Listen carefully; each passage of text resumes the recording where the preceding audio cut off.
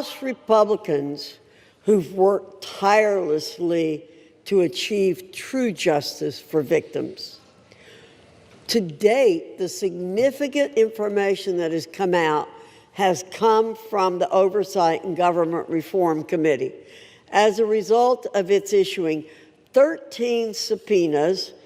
We've released 65,000 pages of documents from the Department of Justice, the Epstein estate, which was not mentioned in the underlying legislation, former U.S. attorney, and others.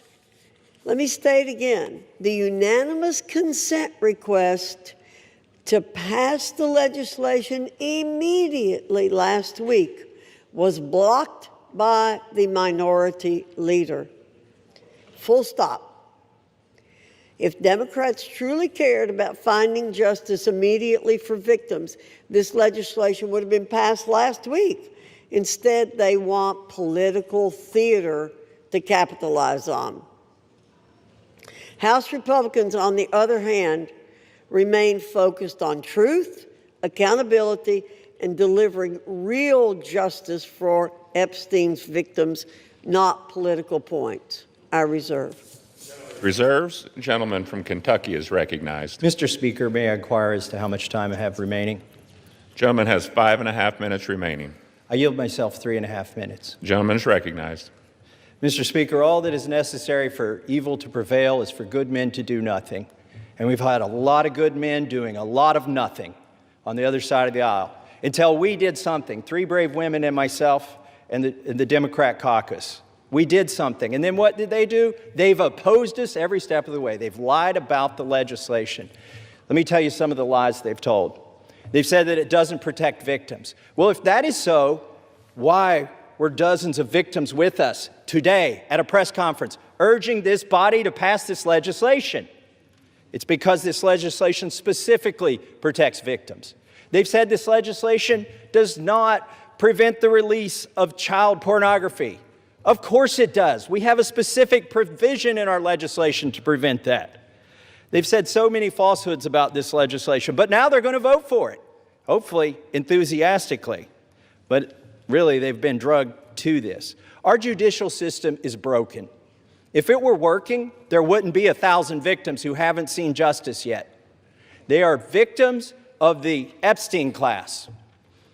I begrudge nobody success that they become a billionaire. But if you think being a billionaire or buying politicians keeps you out of the judicial system, lets you rape young women, lets you traffic women, you've got another thing coming when this bill passes. Do not let the Senate muck this up. There have already been efforts to derail this, our discharge petition. The Oversight Committee has released thousands, tens of thousands of documents. That's fine. Keep working. How many names have you released? 0. You are still protecting, or the DOJ is protecting, pedophiles and sex traffickers. The time for that to stop is now. Now, our speaker says, oh, this bill needs amended in the Senate, and specifically, he's trying to create a loophole. He's trying to categorize the pedophiles as victims. He's saying, oh, we don't embarrass the people that went to the rape island. We should protect those names against unreliable accusations. Is he calling all of these victims unreliable? They've testified to the FBI. The FBI has these names in their possession. I asked the FBI director in a hearing, have you looked at the documents? No, he trusts everybody that's been up. And if you're a party to that in the Senate, you are part of this cover-up that we are trying to expose. I am sorry if one of your billionaire donors is going to get embarrassed because he went to Rape Island. That is what they have coming. In fact, they need to be on the other side of bars, a lot of them. Some of them will be embarrassed, but some of them need to go to prison, and the survivors know that. So how will we know if this bill has been successful? We will know when there are men, rich men, in handcuffs being perp-walked to the jail. And until then, this is still a cover-up. I urge my Senate colleagues Do not muck up this bill. The president has already said he will sign it. That means he will sign the bill that we have here today. Do not change this bill. He is ready to sign it. Give it to him. Put it on his desk. Let's get justice for these victims. With that, I reserve. The gentleman from Kentucky reserves. The gentlelady from North Carolina is recognized. Reserve. The gentlelady reserves. Is the gentlelady prepared to close? Yes, I am, Mr. Speaker. The gentleman from Kentucky is recognized. I yield the remainder of my time to Ranking Member Mr. McGovern. The gentleman from Massachusetts is recognized. Thank you. And first, let me say how much I admire the courage of my Republican colleagues who are beside me here today. At the end of the day, this is not about us, and it's not about politics. This is about the survivors, young girls who were exploited by powerful men who use money and power to take advantage of girls, some as young as 11 years old. The President of the United States calls it all a hoax. Can you imagine that? What an evil and disgusting thing to say. These young girls, now women, the survivors, what happened to them was horrific. They were sexually abused, many of them for years, and the President of the United States calls it all a hoax. What kind of messed up, sick in the head, immoral person says something like that? This bill is about making sure powerful men are held accountable. It's about demanding truth and transparency for the American people. Now, Republican leaders in this House lost control of the story. They lost the ability to hide behind procedure, and they lost the luxury of pretending that they were ever on the right side. The American people see it, survivors see it, and history will see it. And listening to the Speaker of the House's press conference today, I mean, it sounds like he basically wants to kill this whole thing. He's trying to obstruct and derail the process. Why the hell is he fighting so hard to do the opposite of what the survivors want? What an awful, awful thing to do. So let us release the files. Let's give survivors the transparency they've long been denied. Let us take back power from the rich billionaire elites who think they can do whatever they want with no justice or accountability. And let's remember exactly who had to be dragged here under duress and who stood up from day one demanding the truth. And with that, I yield back. Members are reminded to refrain from engaging in personalities towards the president. The gentleman yields back. The gentlelady from North Carolina is recognized. Thank you, Mr. Speaker. Mr. Speaker, those of us who did not sign the discharge petition are just as concerned about the victims, or if you, as some are calling them, survivors, as our colleagues who signed the discharge petition. We share contempt for anyone who abused anyone else. I've stood on this floor many times, Mr. Speaker, to speak out for victims and survivors of people who have been abused, and against anyone who breaks the law or takes advantage of an innocent person. We will not be characterized as insensitive to that. But what House Republicans who didn't sign the discharge petition remain focused on truth, accountability, and delivering real justice for Epstein victims. Again, I'll point out that it was under President Trump's Department of Justice that Jeffrey Epstein was arrested and tried. We have not tried to avoid this situation.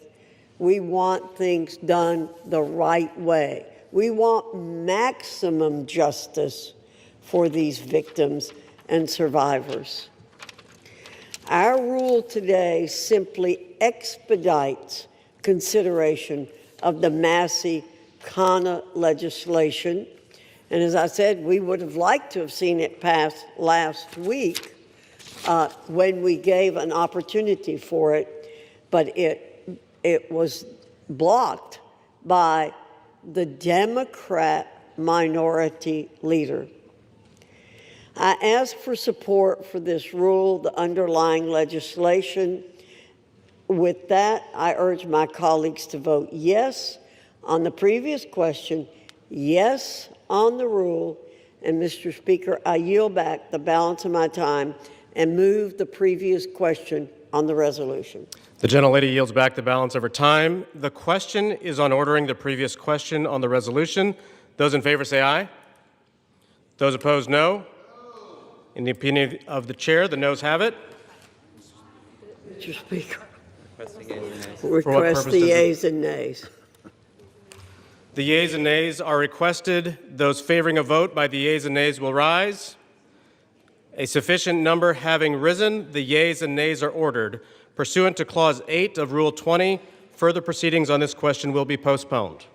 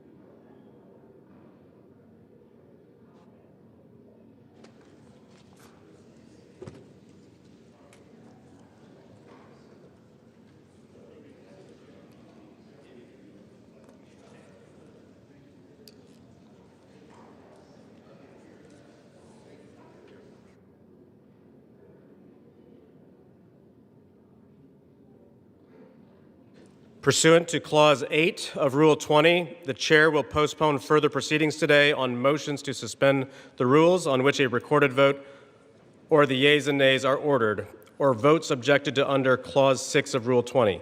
The House will resume proceedings on postponed questions at a later time. For what purpose does the gentleman from Ohio seek recognition? Mr. Speaker, I move to suspend the rules and pass H.R. 4405. The clerk will report the title of the bill. H.R. 4405, a bill to require the Attorney General to release all documents and records in possession of the Department of Justice relating to Jeffrey Epstein and for other purposes.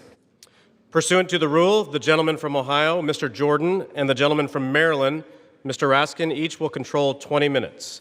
The chair recognizes the gentleman from Ohio. Mr. Speaker, I ask unanimous consent that all members have 5 legislative days in which to revise and extend their remarks and to insert extraneous material on H.R. 4405. Without objection. Mr. Speaker, I yield myself such time as I may consume. The gentleman is recognized. We all support holding bad guys accountable, and we're all going to vote for this resolution. But I think a little perspective is important. Democrats have spent 6 months talking about Epstein, even though they had 4 years to do something about it. Now, why would they do that? Why would they do that? Maybe it's to go after President Trump. Never forget, they shut down the government for 43 days. They said, don't worry about our military, don't worry about air traffic controllers, don't worry about our economy, don't worry about American families. No, no, no. Close the government for a month and a half because it might hurt the president. For the past decade, there's been one constant for Democrats. One constant: go after Trump. They spied on his campaign. Then it was Mueller. Then it was impeachment 1. Then it was impeachment 2. Then it was all the lawfare. Alvin Bragg, Fonnie Willis, Letitia James. Then it was Arctic Frost investigation at the Justice Department, surveilling United States senators and congressmen, and a whole host of other Americans. Then it was Jack Smith and his gag orders and his raiding President Trump's home. Then it was a 43-day shutdown, and now it's Epstein. And by the way, the same party that did all that, they were also the ones who were texting with Mr. Epstein during a hearing where Michael Cohen was their witness in another effort to go after the president. Americans see through it all, and frankly, it's actually kind of sad. this obsession, this syndrome, this mindset that says we got to go after President Trump no matter what that they have. And when I think about it, I think it's because President Trump and Republicans have accomplished so much that they told the voters they were going to accomplish in the 2024 election.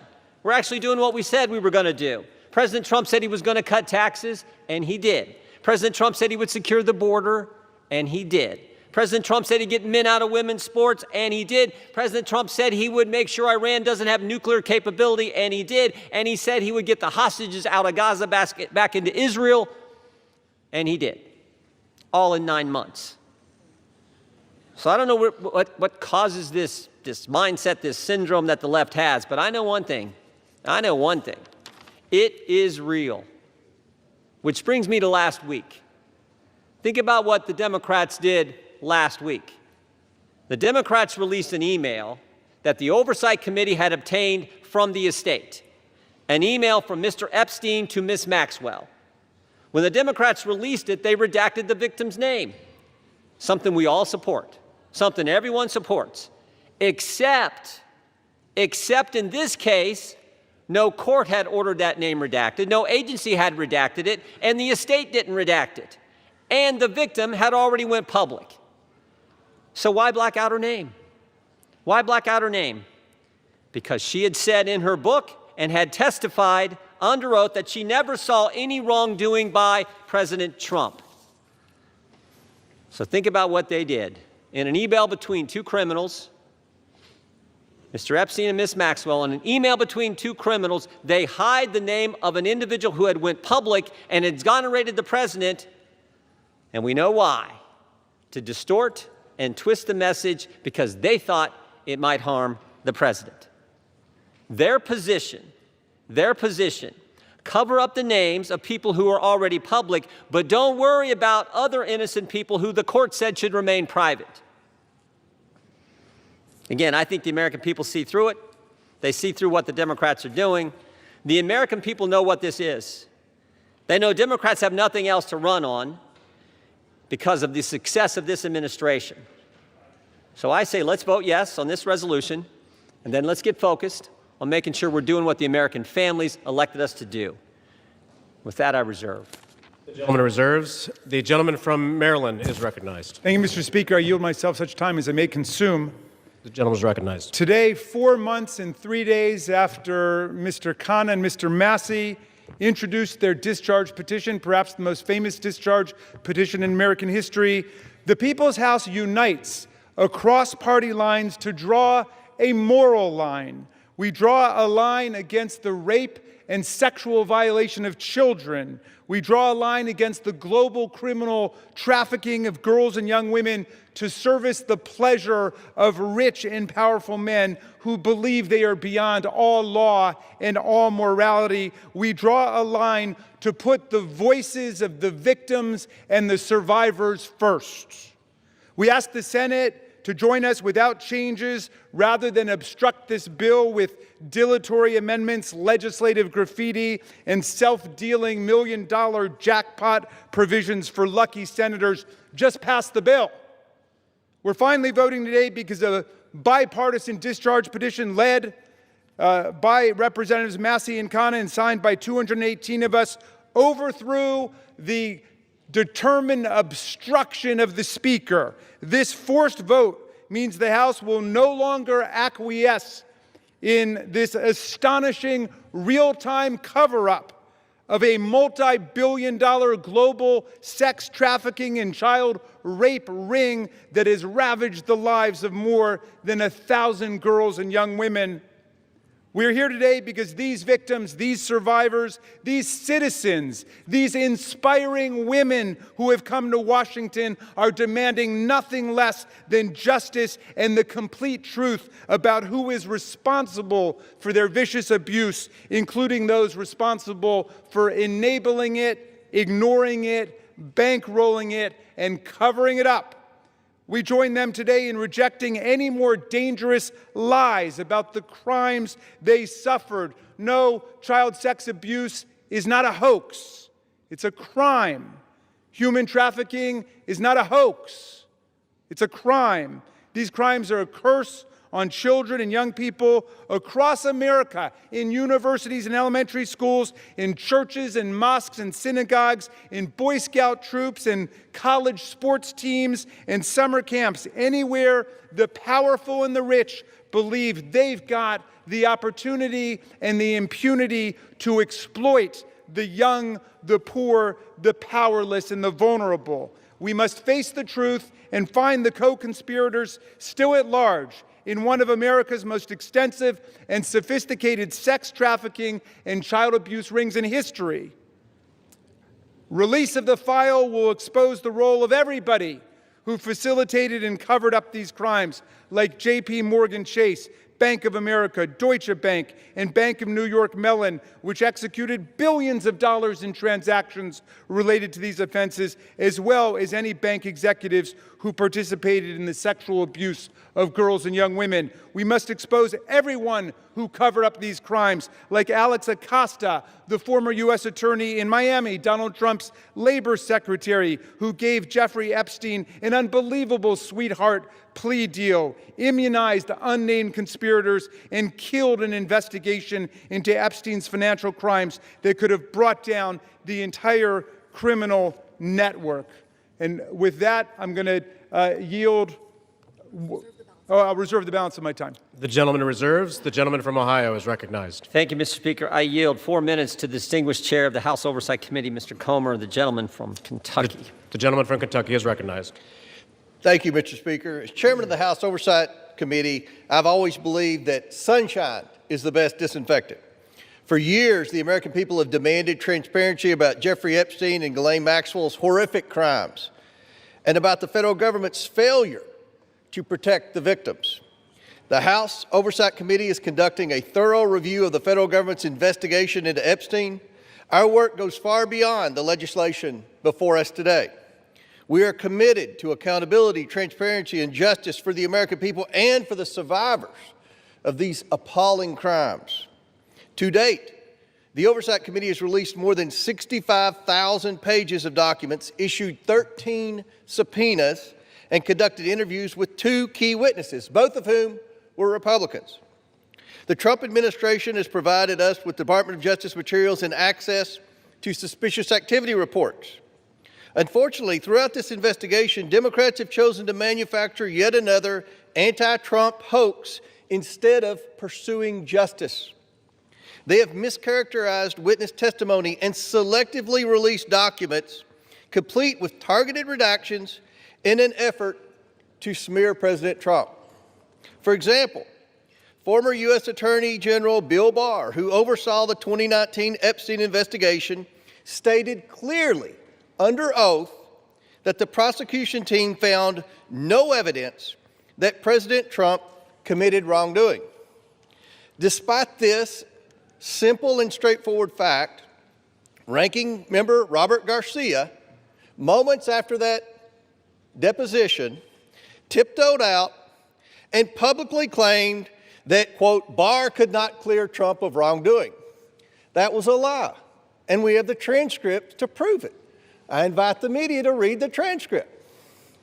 When the Oversight Committee interviewed former U.S. Attorney for the Southern District of Florida, Alex Acosta, Democrats whipped themselves into a frenzy trying to manufacture a gotcha moment.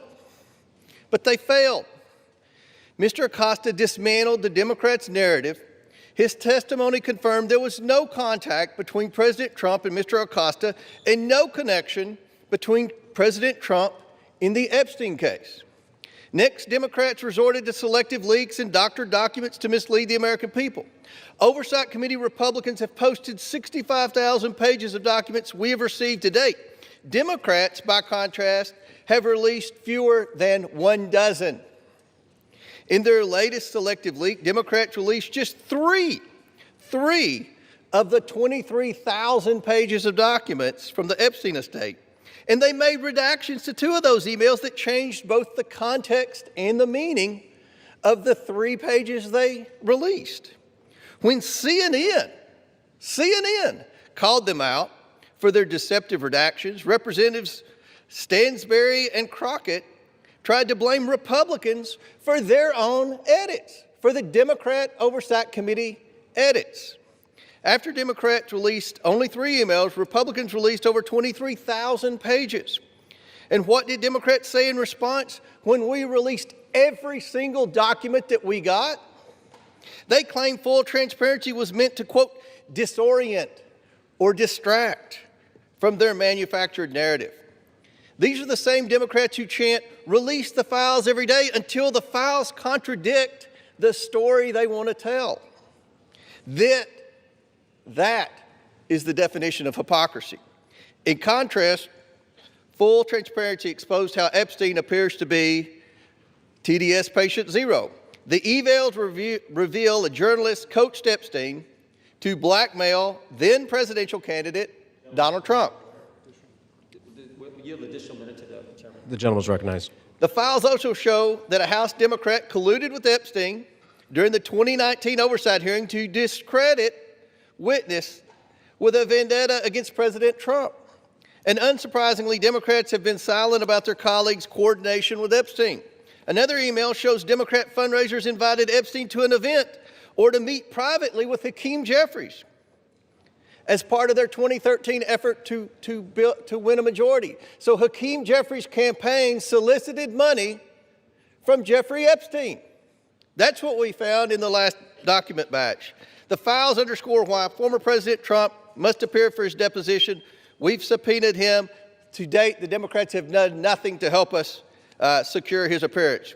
I support full transparency. The Oversight Committee will continue to work to get the truth to the American people and to get justice for the victims. That's our goal of this investigation. With that, I yield back. The gentleman yields back. Yeah, Mr. Speaker, we reserve. The gentleman reserves. The gentleman from Maryland is recognized.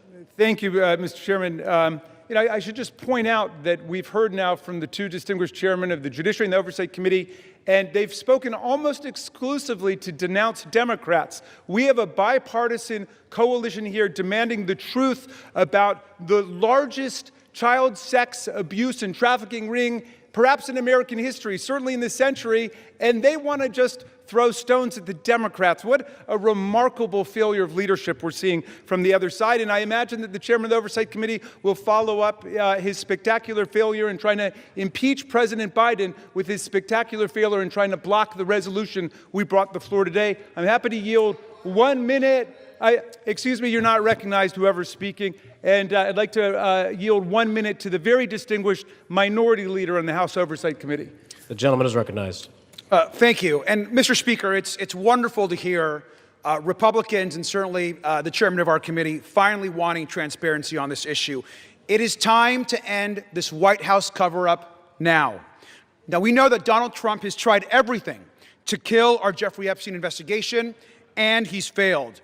And now he's panicking. He's about to lose his Epstein vote to force the Department of Justice to release the files. And let's be crystal clear. Trump has the power to release the files today. He does not even need a vote. And he continues to defy the subpoena of the Oversight Committee to release all the files. What is Donald Trump hiding? What is Pam Bondi, the Attorney General, hiding? Why won't they release the Epstein files right now? And he must explain to the public why he moved sex trafficker and monster Ghislaine Maxwell to a cushy, low-security prison after her interview with Trump's personal lawyer. He should declare, and every Republican should say, that she does not deserve a pardon or a commutation. The gentleman's time has expired. 30 more seconds. I grant him 20 more seconds. We don't care how much money you have, what party you're in, how powerful you are. We should get justice for the survivors of Jeffrey Epstein. And our work on the committee is not over. Next up are the bank and financial records to follow and expose Epstein's network. Today, there should be a unanimous vote on releasing the files, and we will get justice. And with that, I yield back. And we reserve. The gentleman reserves. The gentleman from Ohio is recognized. Thank you, Mr. Speaker. I yield a minute and a half to the distinguished gentleman from California and member of the Judiciary Committee, Mr. Kiley. The gentleman from California is recognized. I have consistently called for the maximum possible level of transparency when it comes to the heinous crimes of Jeffrey Epstein. That's why I've consistently said I am inclined to vote for this bill, and it's why I will be doing so today. The victims deserve the truth. They deserve justice, and they deserve closure. For months, they've had to wake up every day and see the name of their tormentor on the front page of every newspaper, on every TV channel, as has the broader American public. This issue has been so politicized by so many people in so many ways, which is deeply unfortunate when we're talking about matters of the highest sensitivity and untold suffering. It is my hope that the passage of this resolution today, together with the work of the Oversight Committee, will lead to the expeditious release of all pertinent material so that we can move on. Let's get accountability, let's get answers, and let's get this over with. I yield back. The gentleman yields back. The gentleman reserves. Yeah, we reserve.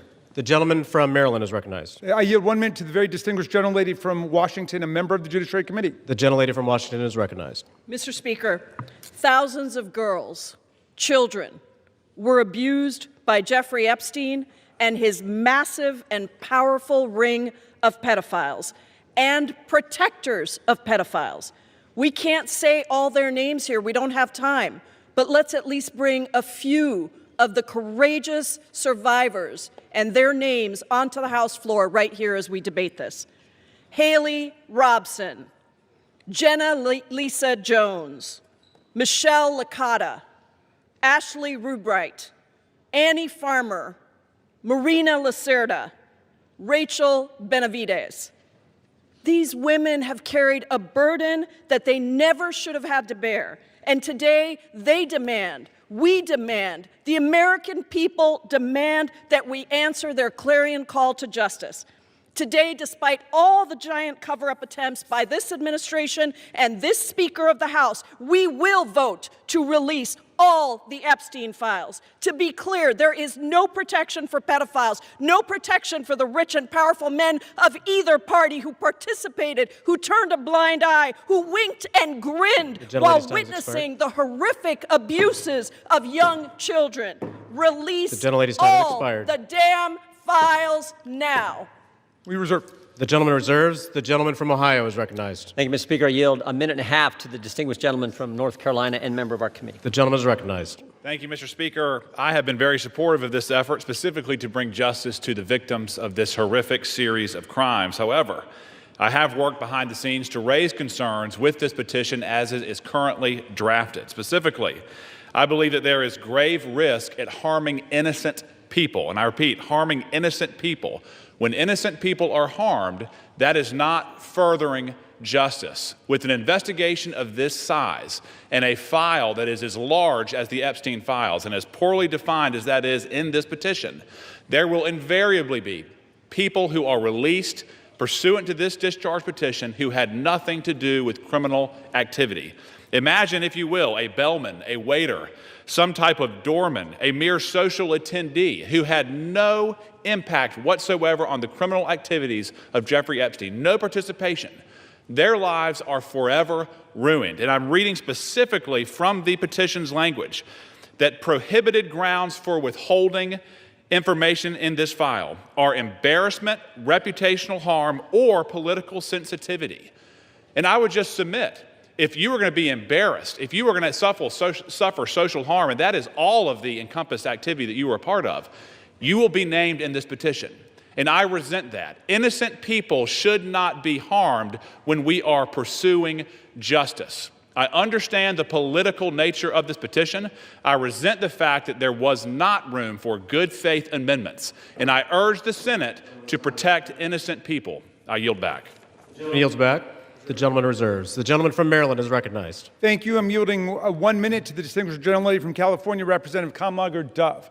The gentlelady from California is recognized. Mr. Speaker, 1 in 3 women and girls around the world are physically and sexually assaulted each year. Of the 152 women in this body, that means 51 women. It includes your daughters, your sisters, your nieces, your mothers. And with the Epstein files, we have a chance to change that. But real talk, the administration doesn't need a discharge petition. It has not complied with the subpoena, and it has the power to release the files today.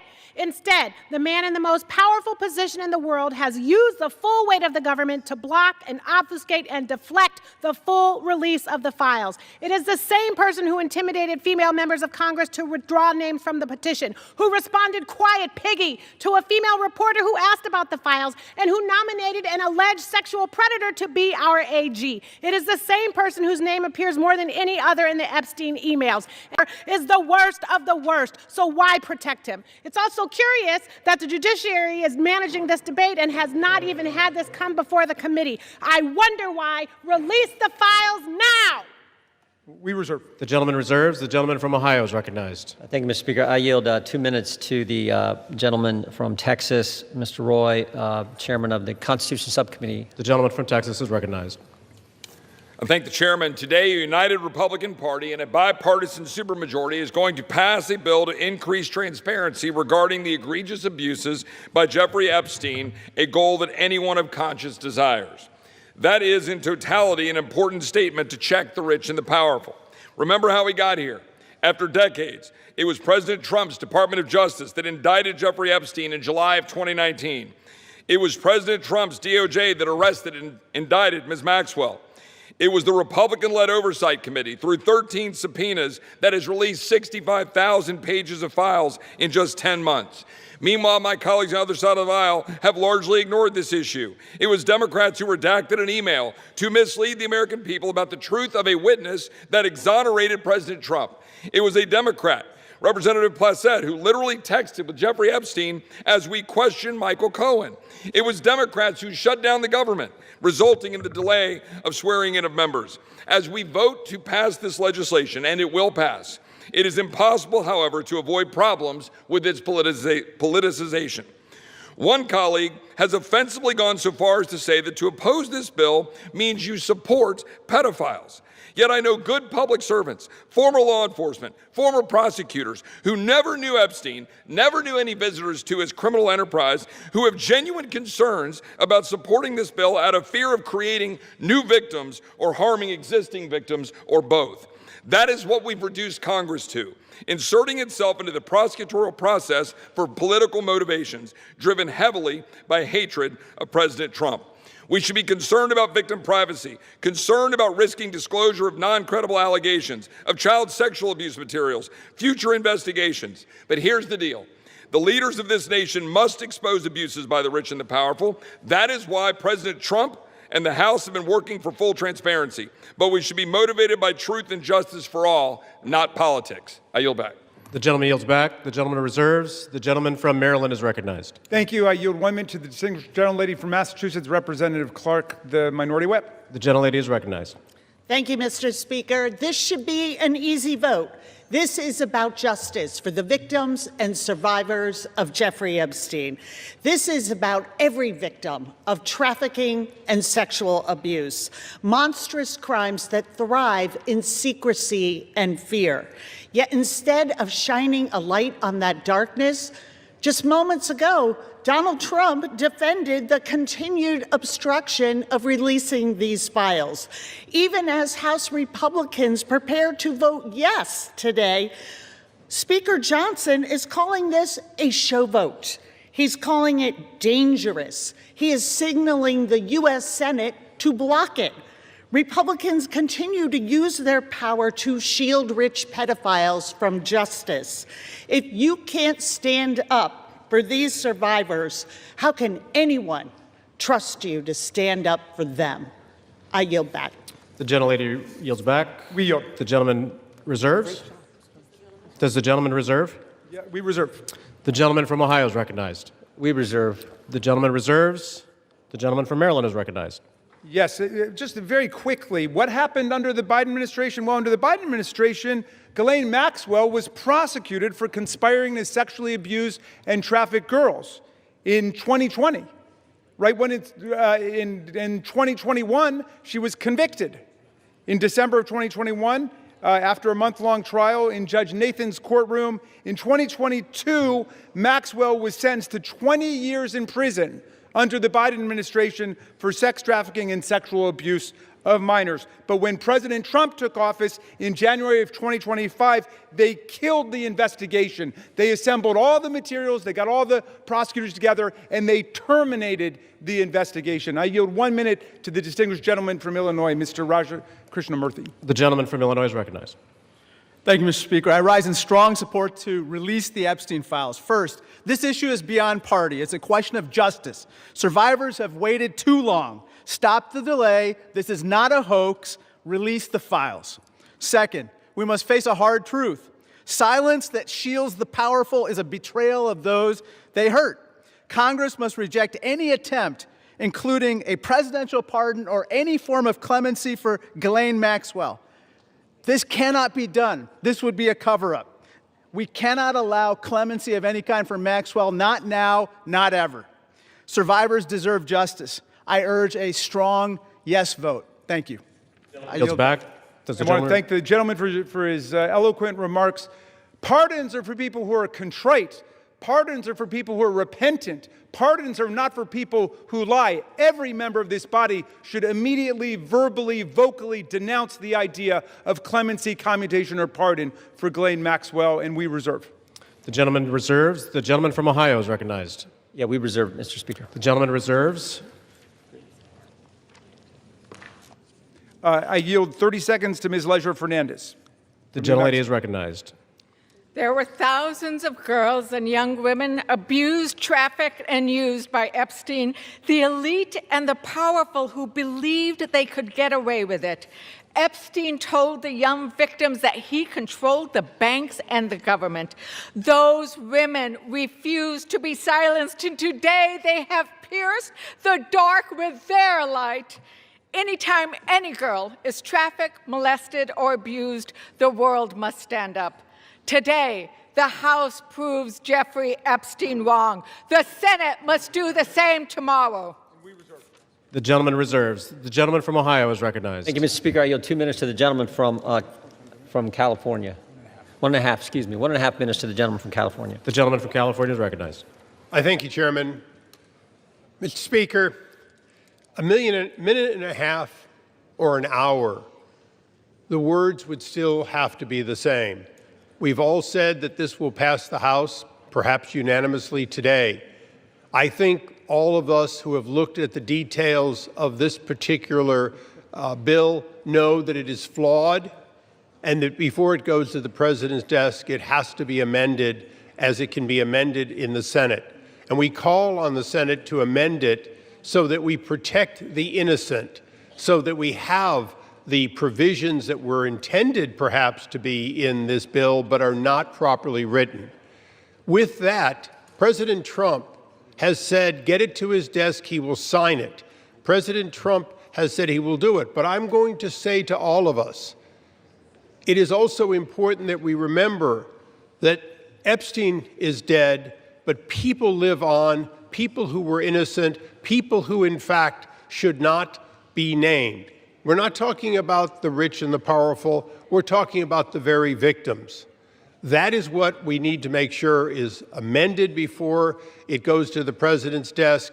And with that, I thank the chairman for his time. I think no more needs to be said that this body will vote for it all, but let's not kid ourselves. It has to be changed so that it properly protects both the tradition of the grand jury and clearly those innocent people that would otherwise be swept up. And I yield back. The gentleman's time has expired. The gentleman yields back. Reserve. The gentleman reserves. The gentleman from Maryland is recognized. This whole bill is about protecting the innocent.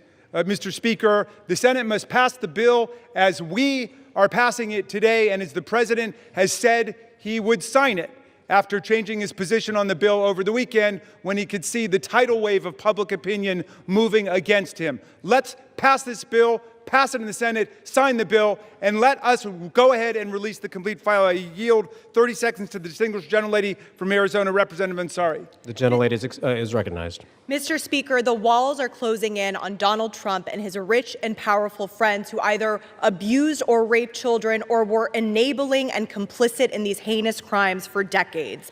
This vote today matters, but here is the truth. Donald Trump could direct the Department of Justice to release the files today. He is choosing not to. They are already under subpoena, led by Oversight Democrats, and have refused. This is an ongoing cover-up by the Trump White House, and Mike Johnson and the House has been complicit. What is Trump hiding? Why not release the files today?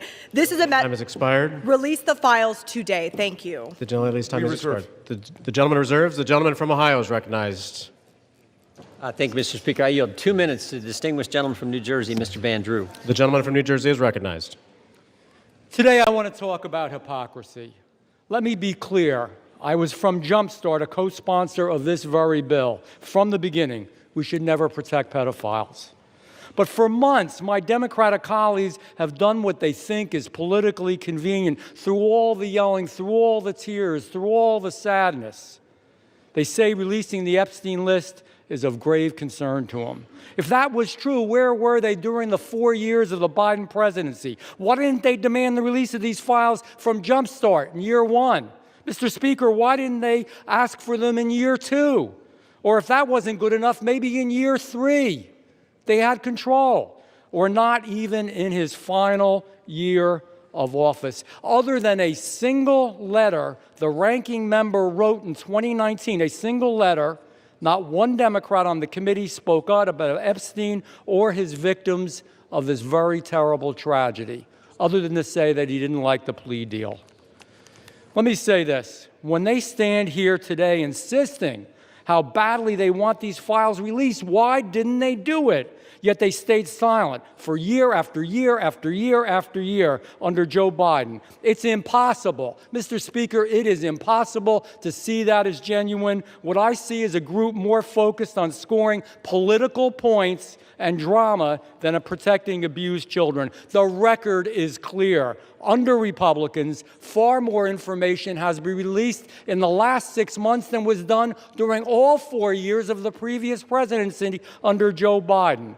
We've actually been the party of transparency. We've released the information. We've told the truth. Unfortunately, and I'm sad to say it, they have been the party of hypocrisy. Mr. Chair, I yield back. The gentleman yields back.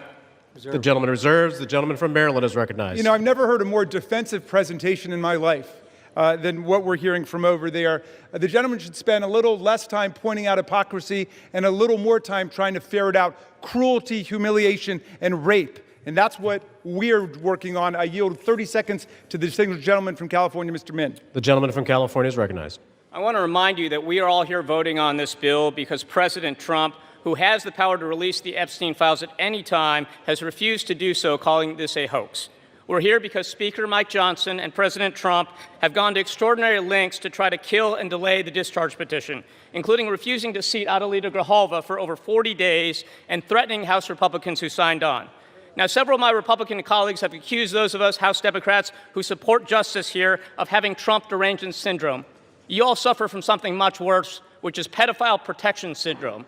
Stop protecting pedophiles, release the Epstein files. The victims deserve justice. I yield back. We reserve. Members are reminded to direct their comments to the chair. No kidding. The No. gentleman from Maryland reserves. The gentleman from Ohio is recognized. We reserve. The gentleman from Ohio reserves. The gentleman from Maryland. I'm yielding 30 seconds to my friend, Representative Walkinshaw from Virginia. The gentleman is recognized. For years, Mr. Speaker, we have watched dangerous conspiracies like Pizzagate and QAnon shape our political landscape. They help fuel the rise of President Trump and were built on baseless claims about secret pedophile rings, while the real documented case of child sex trafficking involving Jeffrey Epstein remained shrouded in secrecy because President Trump refuses to release the files. What is President Trump hiding? Why won't he release the files? The House finally has the opportunity to act, release the files, and let the American people see the truth. I yield back. The gentleman yields back. We reserve. The gentleman reserves. The gentleman from Ohio is recognized. We reserve. The gentleman reserves. The gentleman from Maryland is recognized. Granting 30 seconds to the very distinguished gentlelady who is finally with us, Representative Adelita Grijalva from Arizona 7th. The gentlelady is recognized. Thank you. Mr. Speaker, I rise today to acknowledge the survivors, family members, and advocates who are here today and have never given up. The legislation in front of us, at its core, is about something very simple. The survivors deserve justice. The American people deserve the truth. To every survivor watching, your courage is inspiring. You are the reason why this vote is happening today. Protecting women and children from pedophiles should not be a Democratic issue, should not be a Republican issue. It should be a human rights issue and a matter of justice. I urge my colleagues to vote yes on the Epstein Files Transparency Act. I yield back. Thank you. Thank you, and we reserve. The chair will remind all persons in the gallery that they are here as guests of the House and that any manifestation of approval or disapproval of proceedings is in violation of the rules of the House. The gentleman from Maryland. Yeah, but I'll just add they're here as honored guests of the House, and we're delighted they're here, and with that, we reserve. The gentleman reserves. The gentleman from Ohio is recognized. Yeah, we reserve. The gentleman reserves. The gentleman from Maryland. I'm granting 30 seconds to Representative Lois Frankel from Florida. The gentlelady from Florida is recognized. Mr. Speaker, for far too long, the survivors of Jeffrey Epstein's abuse were failed by a justice system that minimized their suffering and prosecutors who treated young girls as if they were criminals. And that was wrong, and I am here with my colleagues to promise this. We will get to the bottom of why the Epstein survivors were treated so badly, who made those decisions, and who were they protecting. No more secrecy, no more excuses. We all deserve the truth, and I thank the survivors for their courage and perseverance. Your voices are being heard. The gentlelady yields back. The gentleman reserves the balance of his time. The gentleman from Ohio. Thank you, Mr. Speaker. I yield 1 minute to the distinguished gentleman from the great state of Louisiana, the Speaker of the United States House of Representatives, Mr. The gentleman from Louisiana is recognized. Thank you, Mr. Speaker. Thank you, Chairman Jordan, for doing such an extraordinary job on all of this. For 43 long days, the Democrats held this House and the entire country hostage.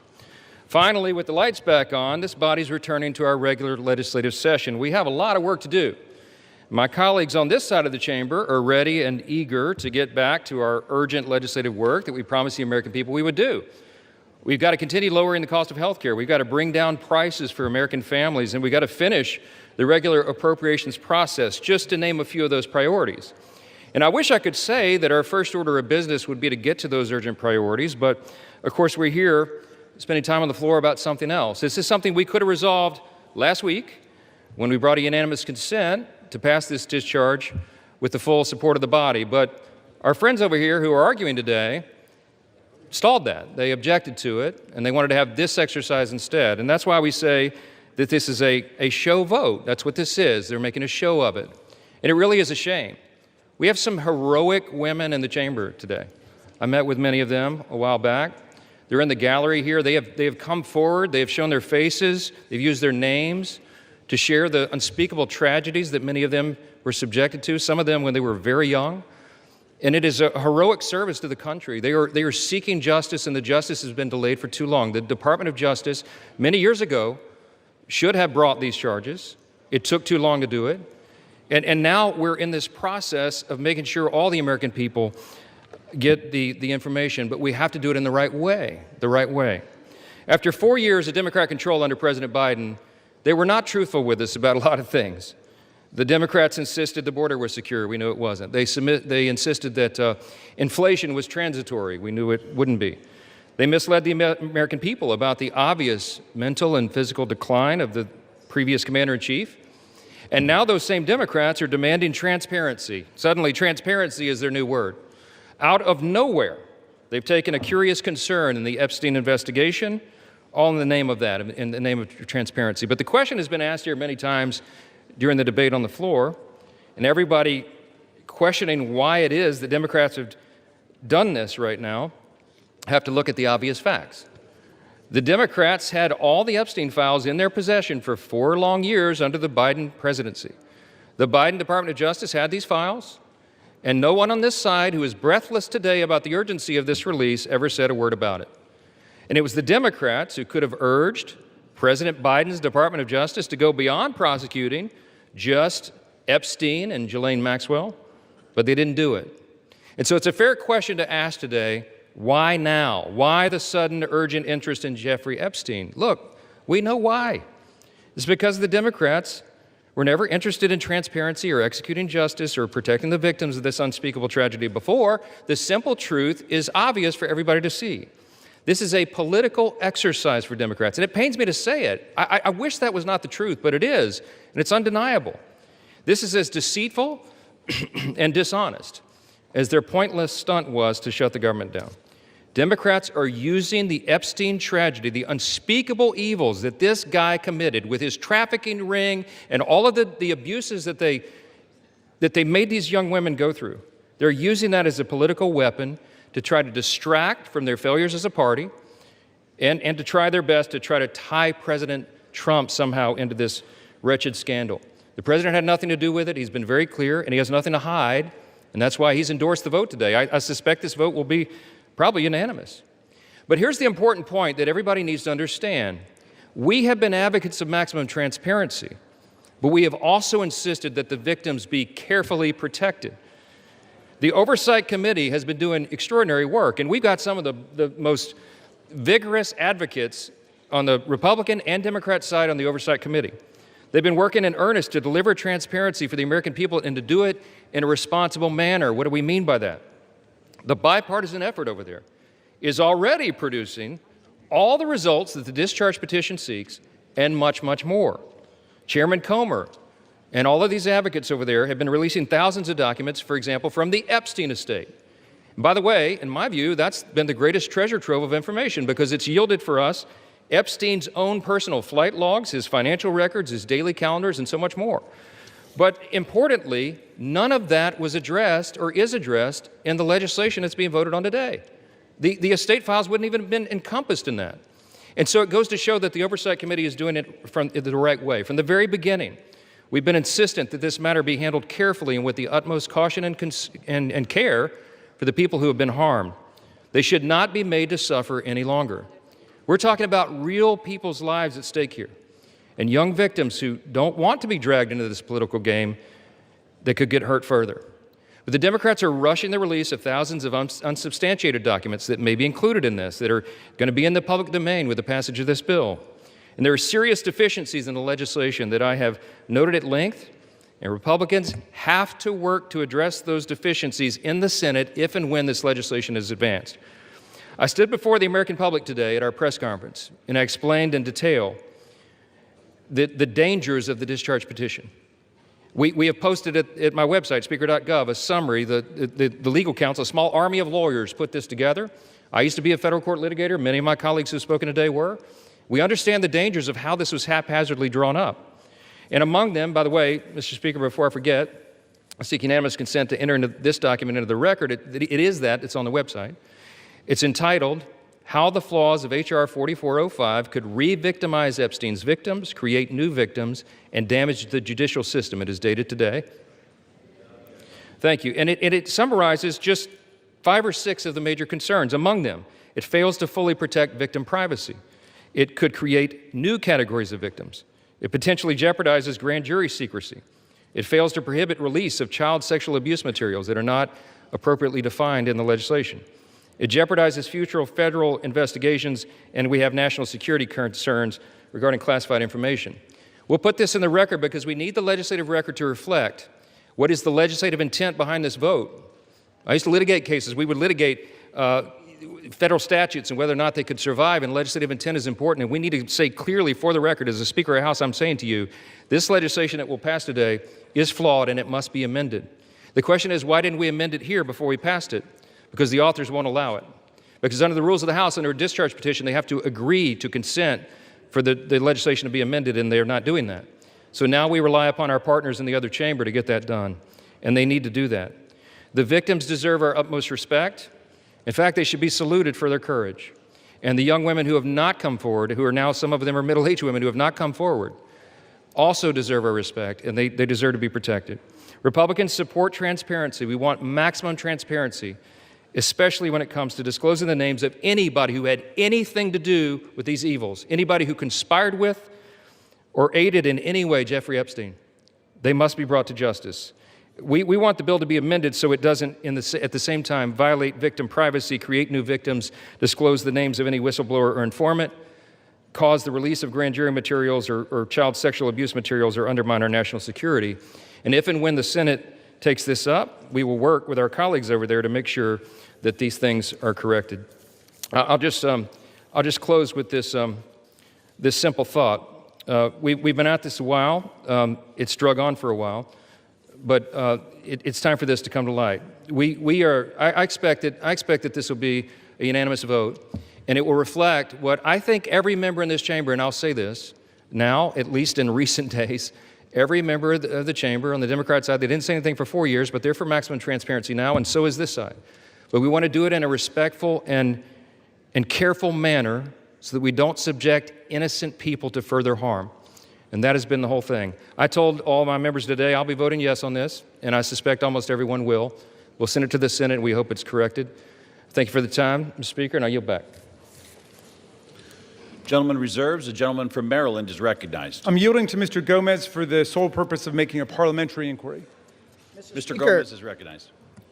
Mr. Speaker, I rise to ask a point of parliamentary inquiry. Is this an appropriate time to point out that the Republicans named children's savings account in their so-called one big beautiful bill after Donald Trump, someone connected to one of the most notorious pedophiles in this country, or that the Speaker of the House just lied on the floor by stating that there was protection, there isn't protections for the victims in the Epstein bill? The gentleman is no longer recognized. The gentleman from Maryland, you are recognized. Thank you. I am prepared to close. I've got no more speakers on my side. The gentleman reserves. Gentleman from Ohio is recognized. Thank you, Mr. Speaker. No. Gentleman from Ohio has 30 seconds. Can I inquire how much time is remaining? 30 seconds.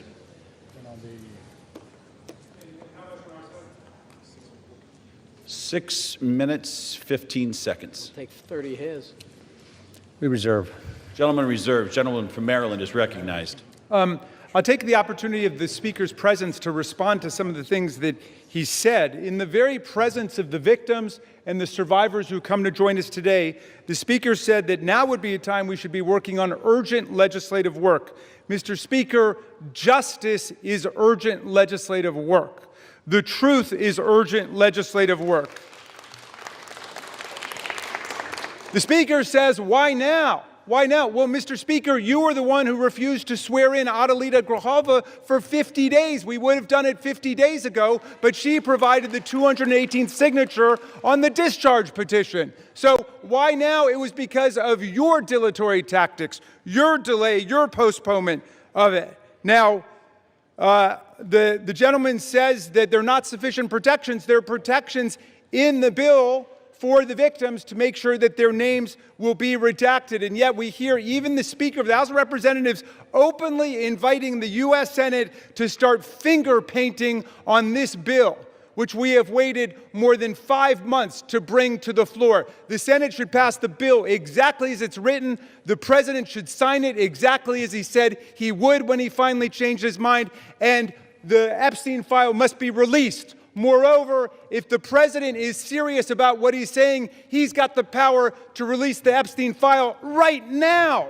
Nobody's stopping him. It's within his possession. It's within his control. He can release the whole thing, and he can redact the names of the victims and others who are innocent in this process.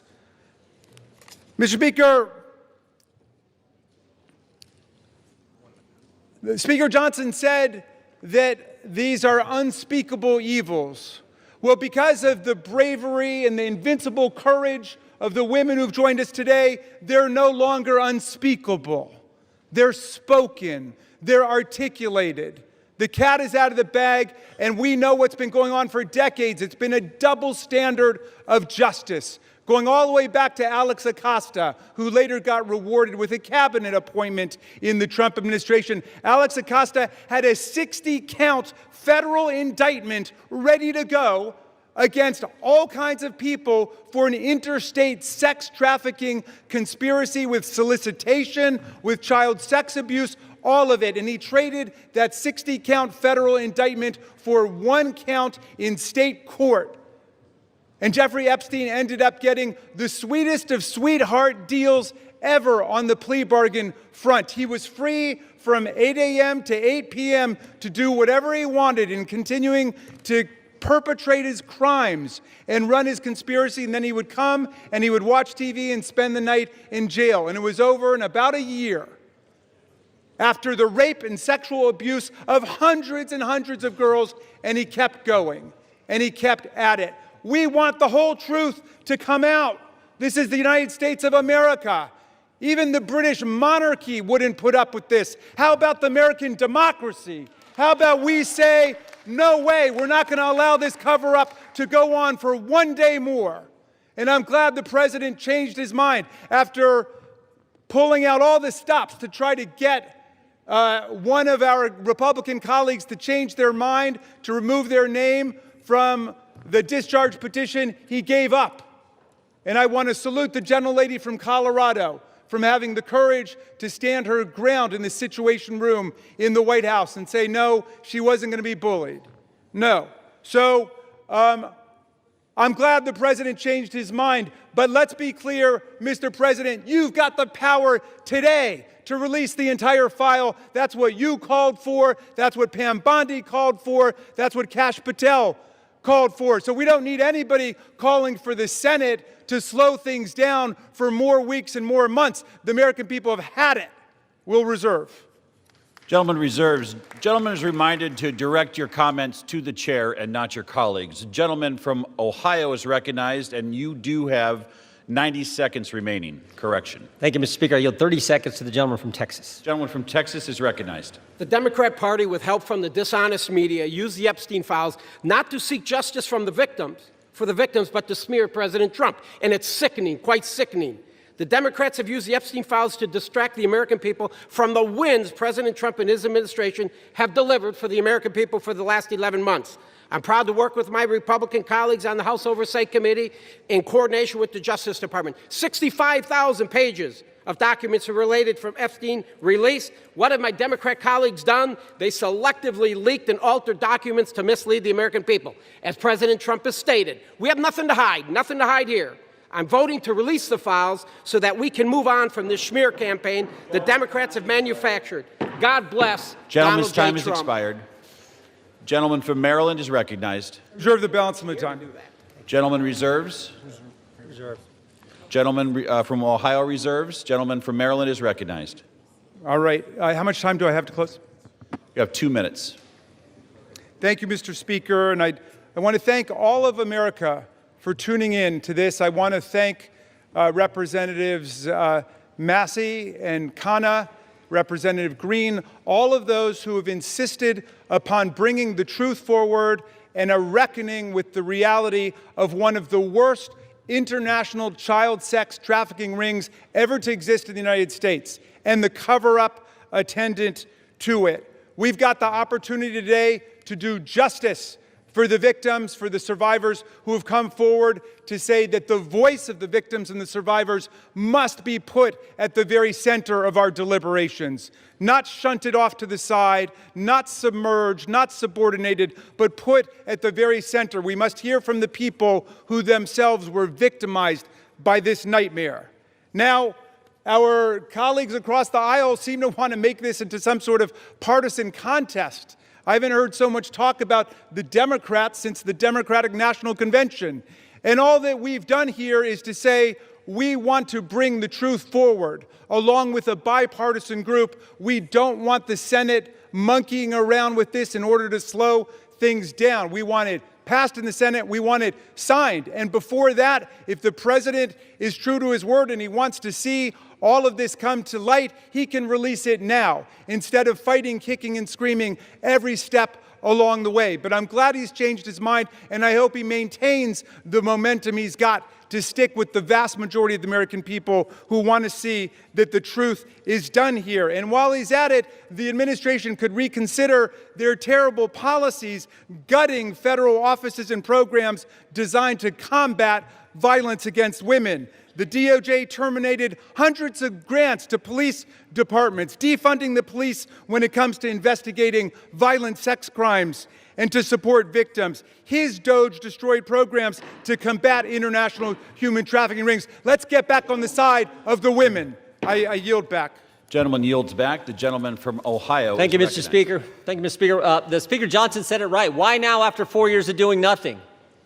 Because going after President Trump is an obsession with these guys. Best example is John Brennan testified in front of our committee under oath, said he was not involved with the dossier. Only problem is Tulsi Gabbard declassified a report, released that report, and it said exactly the opposite. And she related a story in there where a CIA official went up to Mr. Brennan and said, we shouldn't include this in the report. And John Brennan's response was, yeah, but doesn't it ring true? Forget the facts, forget the truth, go after Trump, put it in. Same dynamic at work here. We're all for protecting innocent victims. We're all for exposing the bad guys who did bad things. But this is an obsession with the left. For 10 years, it's going after President Trump. So vote yes. Make sure the bad guys are held accountable. We all want to do that.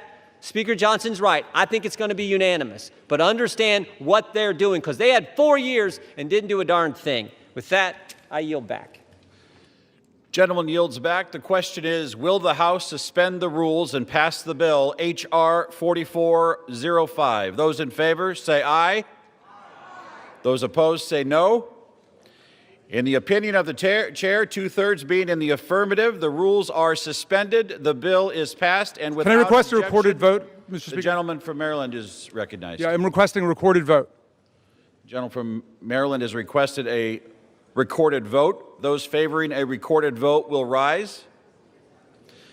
A sufficient number having risen, a recorded vote is ordered. Members will record their votes by electronic device.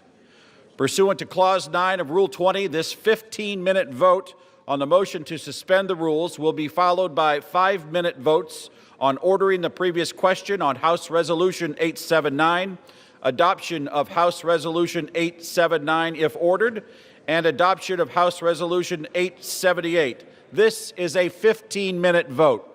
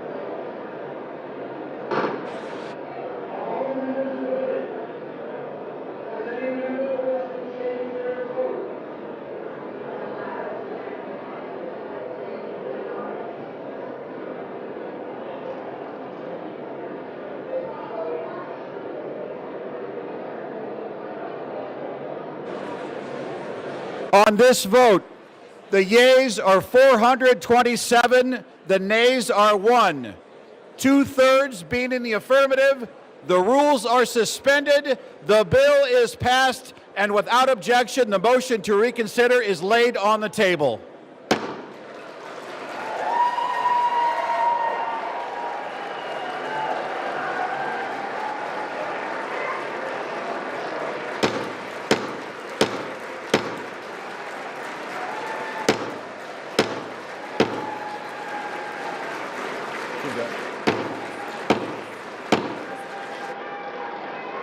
Pursuant to Clause 8, Rule 20, the unfinished business is the vote on ordering the previous question on House Resolution 879, on which the yeas and nays are ordered. The clerk will report the title of the resolution. House Calendar Number 47, House Resolution 879. Resolution providing for consideration of the joint resolution, Senate Joint Resolution 80, providing for congressional disapproval under Chapter 8 of Title 5 United States Code of the rules submitted by the Bureau of Land Management relating to National Petroleum Reserve in Alaska Integrated Activity Plan Record of Decision, providing for consideration of the joint resolution, House Joint Resolution 130, providing for congressional disapproval under Chapter 8 of Title 5 United States Code of the rules submitted by the Bureau of Land Management relating to Buffalo Field Office Record of Decision and approved Resource Management Plan Amendment, providing for consideration of the joint resolution, House Joint Resolution 131, providing for congressional disapproval under Chapter 8 of Title 5 United States Code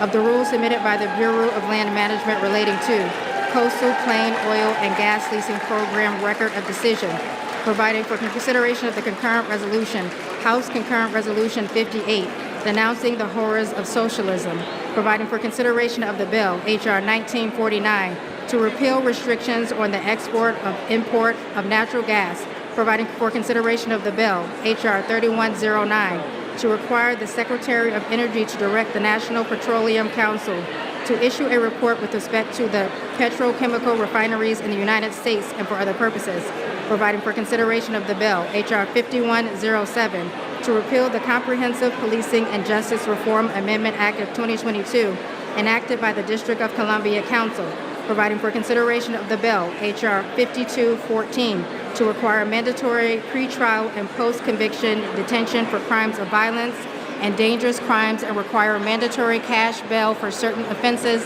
that pose a threat to the public safety or order in the District of Columbia and for other purposes. The question is on ordering the previous question. Members will record their vote by electronic device. This is a 5-minute vote.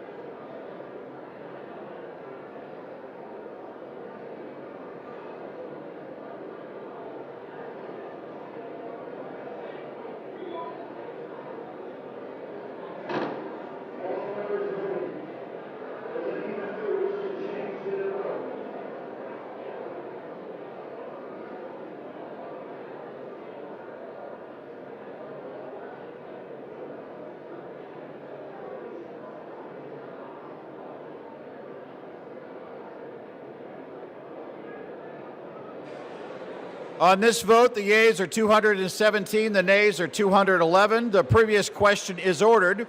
The question is on the adoption of the resolution. Those in favor say aye.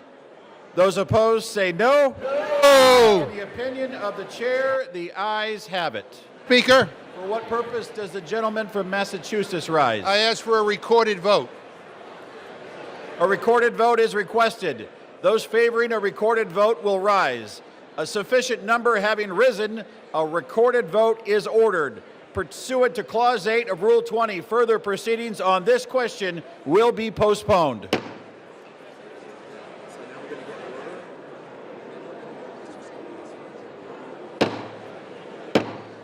The House will be in order. The House will come to order. The House will come to order. For what purpose does the gentleman seek recognition? To speak out of order for 1 minute, Mr. Speaker. Without objection, the gentleman is recognized. Thank you, Mr. Speaker. Today I rise to recognize a man whose dedication, steadiness, and wisdom have shaped not only my work in this chamber, but the work of this institution itself. I'm talking about my Chief of Staff, Brett Horton.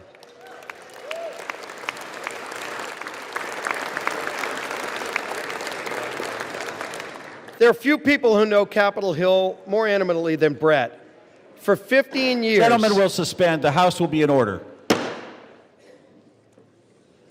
Gentleman's For recognized. 15 years, he's been by my side.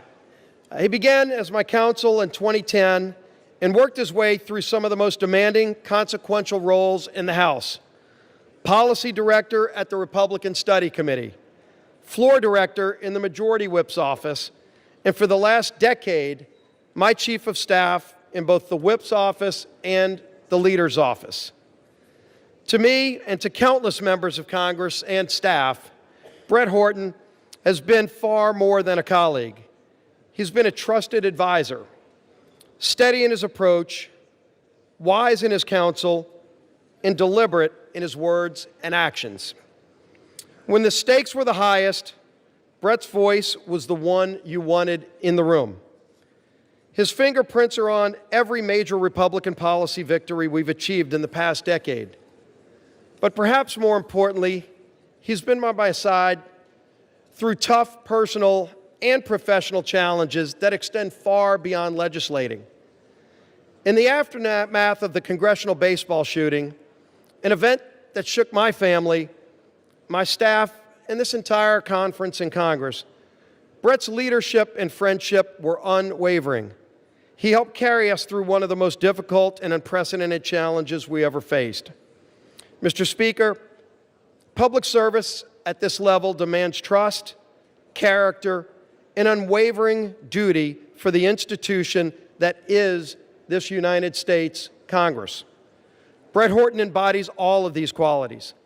I'm profoundly grateful for his years of service to me personally, to this House, and to our country.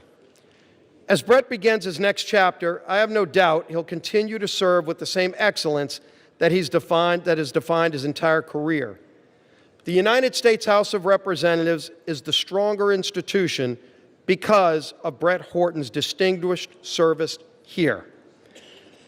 I wish Brett all the best in his future endeavors, and I tell you, thank you, Brett, for your personal friendship and for your service to this great United States of America and this great Congress. Thank you, Brett Horton.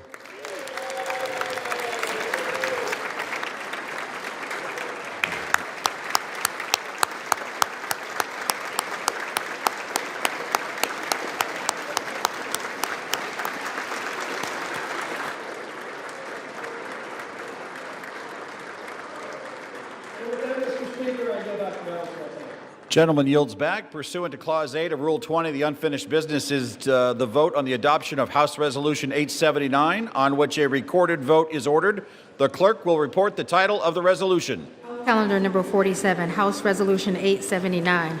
Resolution providing for consideration of the joint resolution, Senate Joint Resolution 80, providing for congressional disapproval under Chapter 8 of Title 5 United States Code of the rules submitted by the Bureau of Land Management relating to National Petroleum Reserve in Alaska Integrated Activity Plan Record of Decision, providing for consideration of the joint resolution, House Joint Resolution 130, providing for congressional disapproval under Chapter 8 of Title 5 United States Code of the rules submitted by the Bureau of Land Management relating to Buffalo Field Office Record of Decision and approved Resource Management Plan Amendment, providing for consideration of the joint resolution, House Joint Resolution 131, providing for congressional disapproval under Chapter 8 of Title 5 United States Code of the rules submitted by the Bureau of Land Management relating to Coastal Plain Oil and Gas Leasing Program Record of Decision, providing for consideration of the concurrent resolution, House Concurrent Resolution 58, denouncing the horrors of socialism, providing for consideration of the bill, H.R. 1949, to repeal restrictions on the export and import of natural gas, providing for consideration of the bill, H.R. 3109, to require the Secretary of Energy to direct the National Petroleum Council to issue a report with respect to the petrochemical refineries in the United States and for other purposes, providing for consideration of the bill, H.R. 5107, to repeal the Comprehensive Policing and Justice Reform Amendment Act of 2022, enacted by the District of Columbia Council, providing for consideration of the bill, H.R. 5214, to require mandatory pre-trial and post-conviction detention for crimes of violence and dangerous crimes and require mandatory cash bail for certain offenses that pose a threat to the public safety or order in the District of Columbia and for other purposes and for other purposes.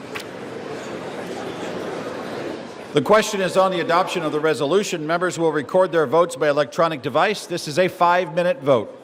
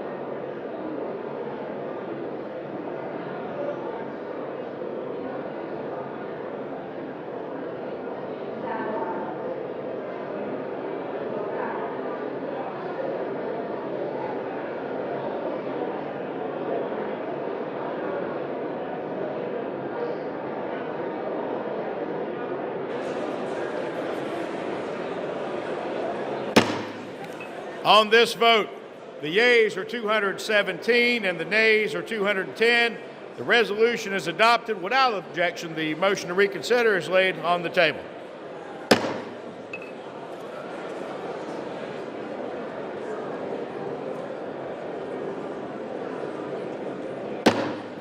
Pursuant to Clause 8 of Rule 20, the unfinished business is the vote on adoption of House Resolution 878, on which the yeas and nays are ordered.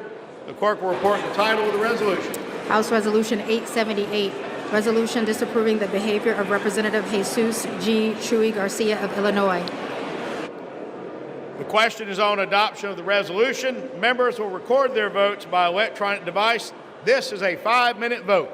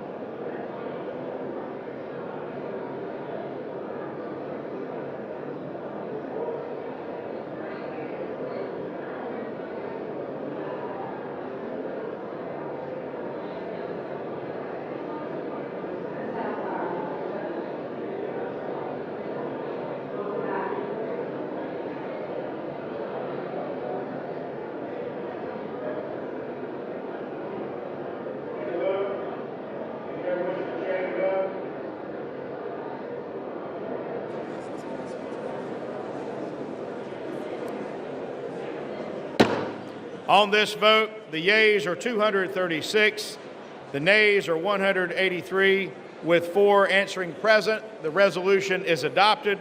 Without objection, the motion to reconsider is laid upon the table.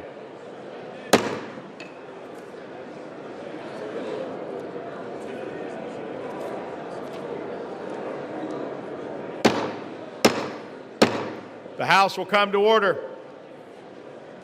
The House will come to order. For what purpose does the gentleman from South Carolina seek recognition? Mr. Speaker, pursuant to Clause 2A1 of Rule 9, I rise to give notice of my intent to raise a question of the privilege of the House. The gentleman is recognized. Just a moment. Members of the House will come to order. Chair would ask members to please take conversations off the floor.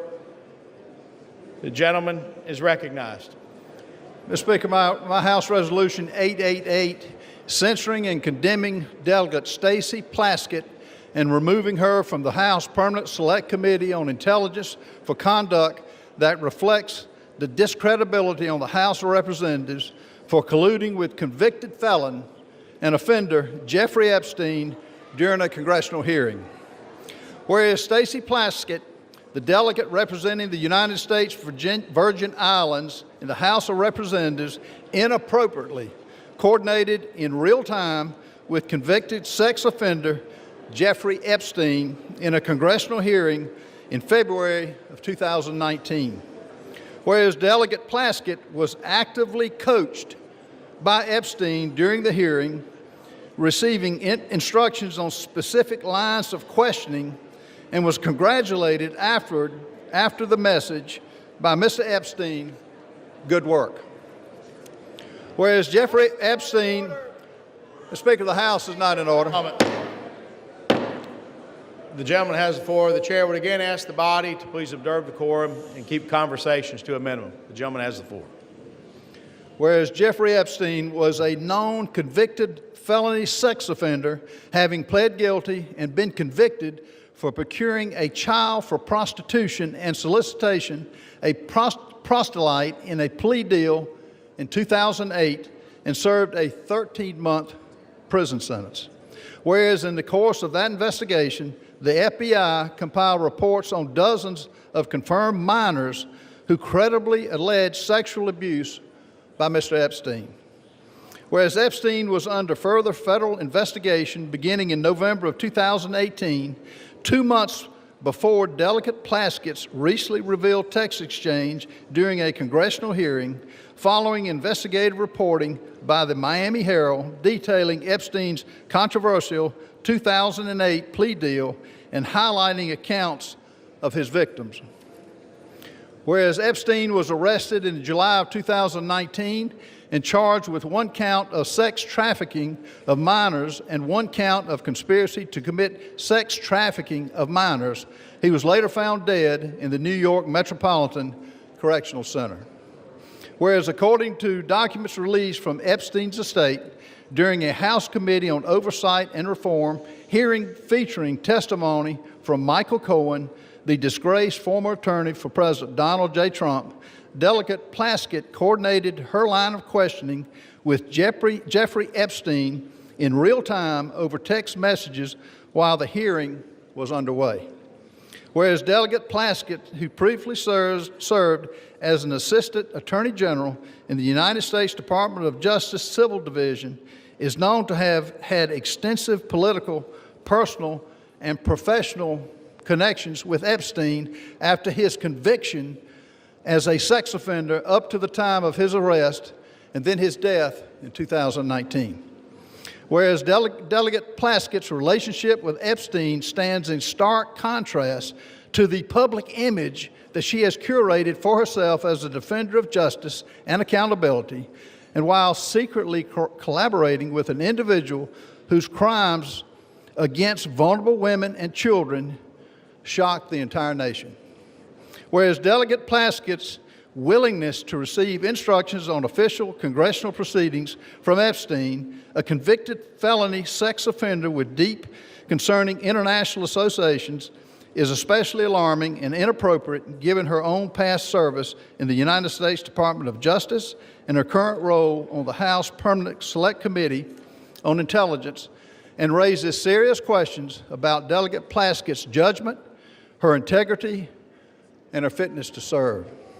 Whereas such associations erode public trust in Congress, particularly when they involve using input from a sex offender to advance partisan attacks during official proceedings.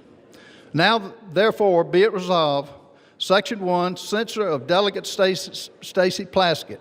Resolved that the House of Representatives censures and condemns Delegate Stacey Plaskett for inappropriate coordination with convicted sex offender Jeffrey Epstein during a congressional hearing which reflects discreditably on the House of Representatives, and directs the Committee on Ethics to conduct a full investigation to the extent of Plaskett's ties to Epstein and any further improprieties.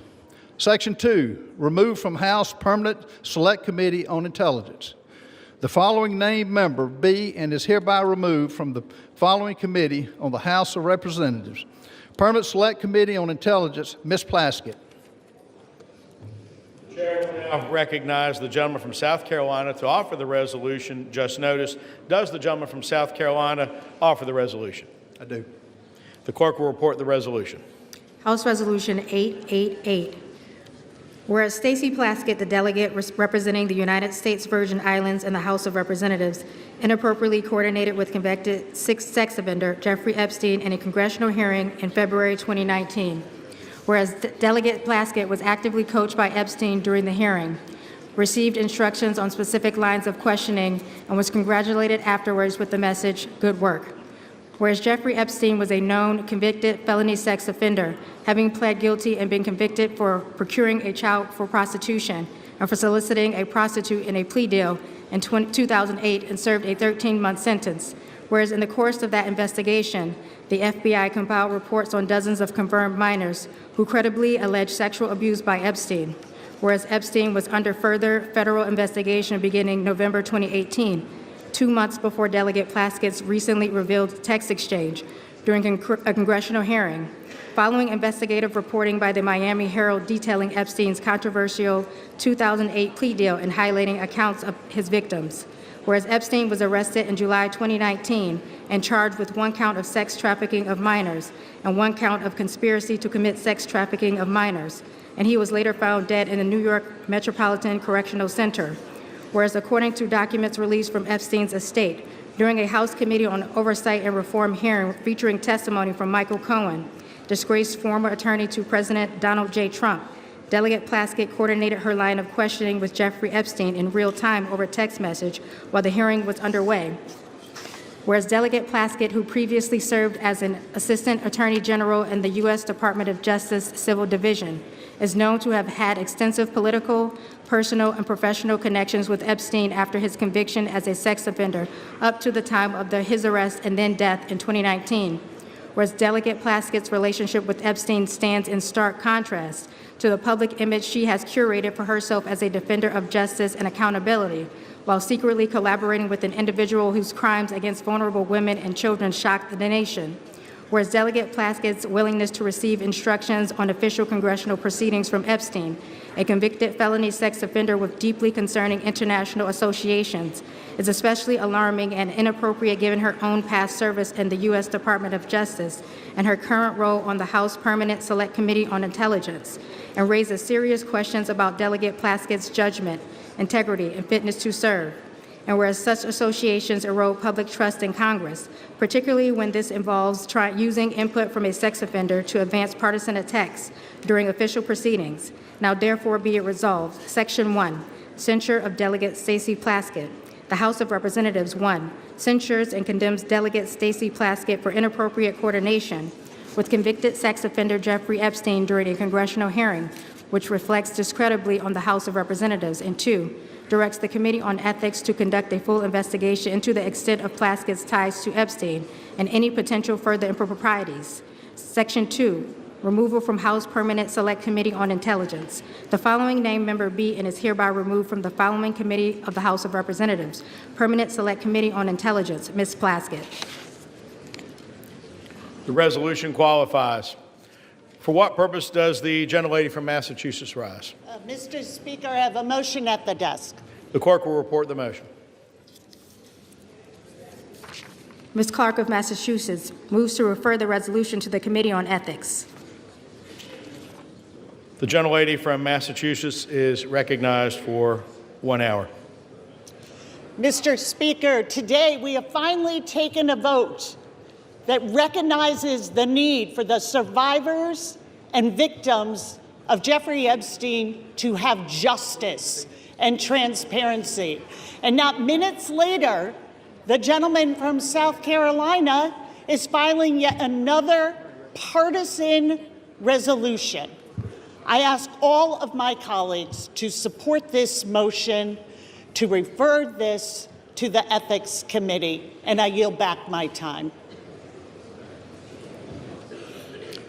Without objection, the previous question is ordered. The question is on the motion to refer. All those in favor say aye. Aye. All those opposed say no. No. In the opinion of the chair, the noes have it. Mr. Speaker. And the motion is not up. What Mr. purpose? Speaker, I request to call the yeas and nays. The yeas and nays are requested. Those favoring a vote by the yeas and nays will rise. A sufficient number having risen, the yeas and nays are ordered. Members will record their votes by electronic device. 5 minutes will be allowed for this vote.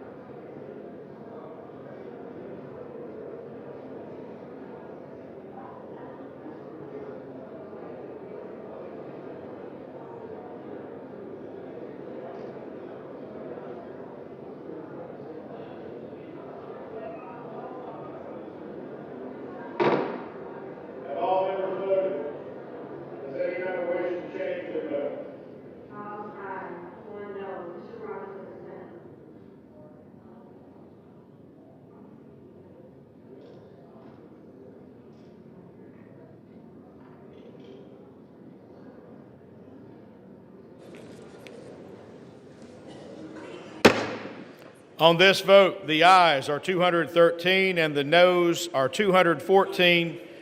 The motion is not adopted. Without objection, the motion to reconsider is laid on the table.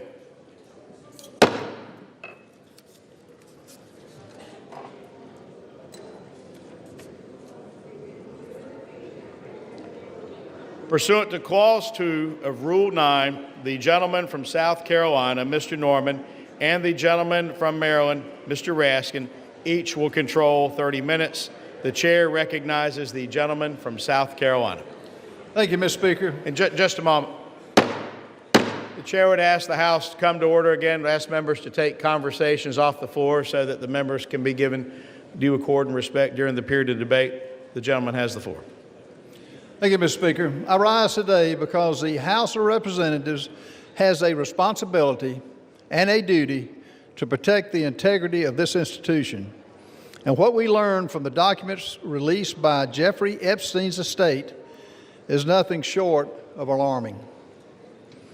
Those documents show that Delegate Stacey Plaskett, a sitting member of Congress, coordinated her questioning during an official oversight hearing with a man who is a convicted sex offender, a man whose crimes against minors shocked this entire nation.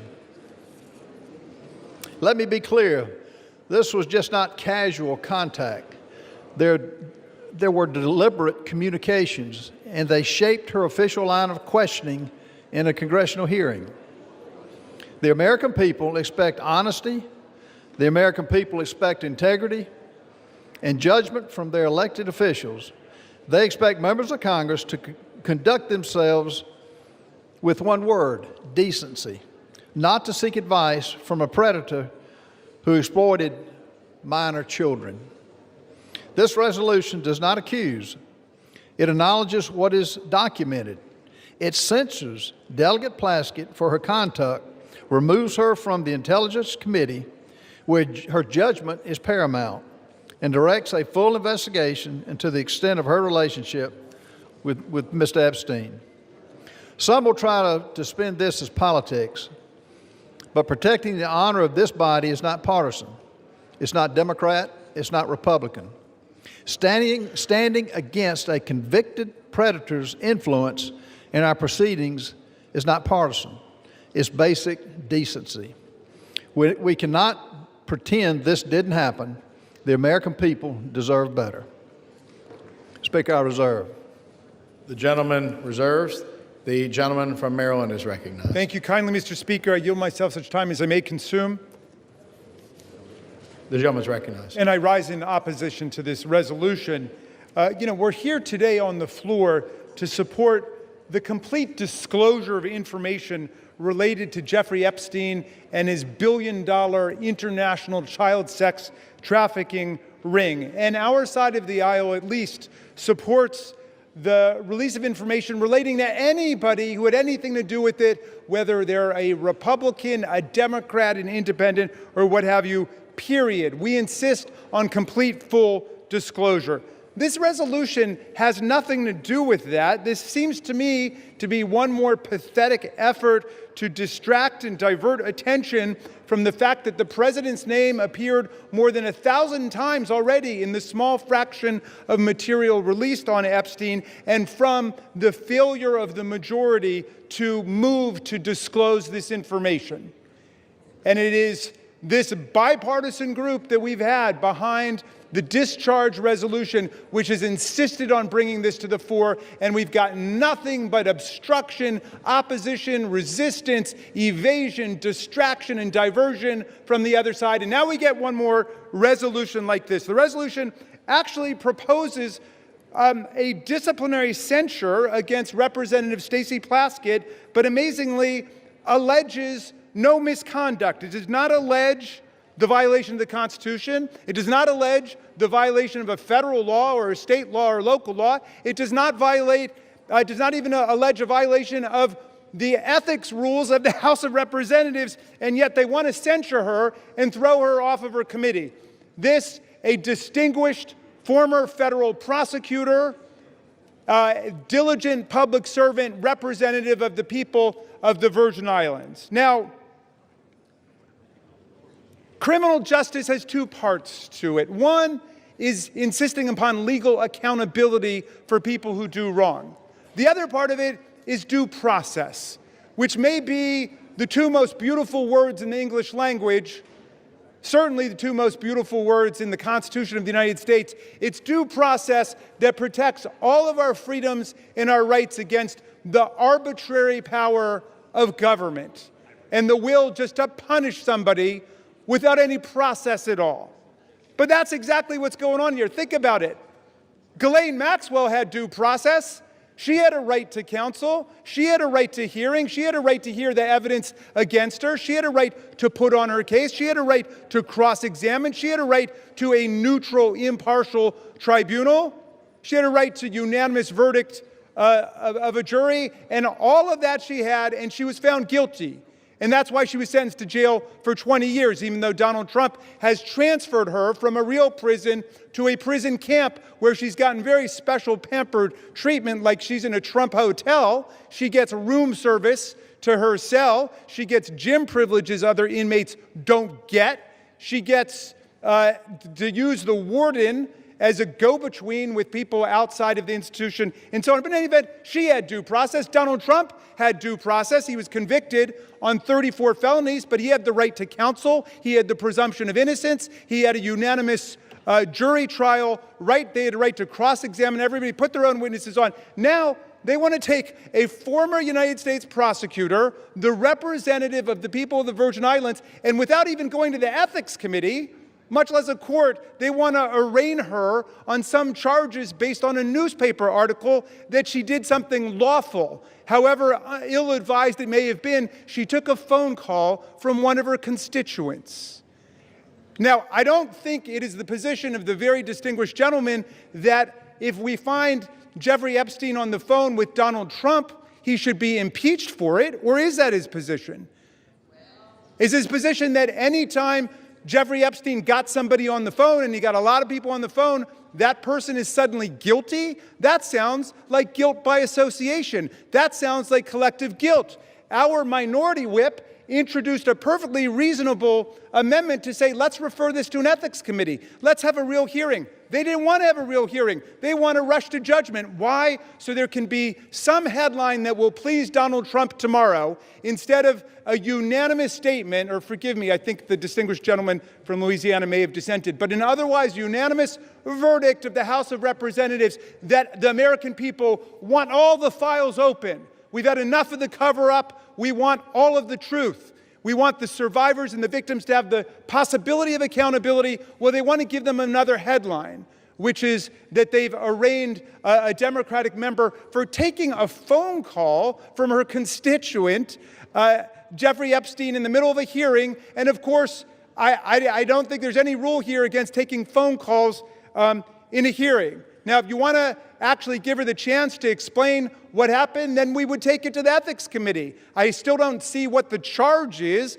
Where is the ethical transgression? Where is the legal transgression? Are you saying anybody on your side of the aisle who had a phone call with Jeffrey Epstein should be censured?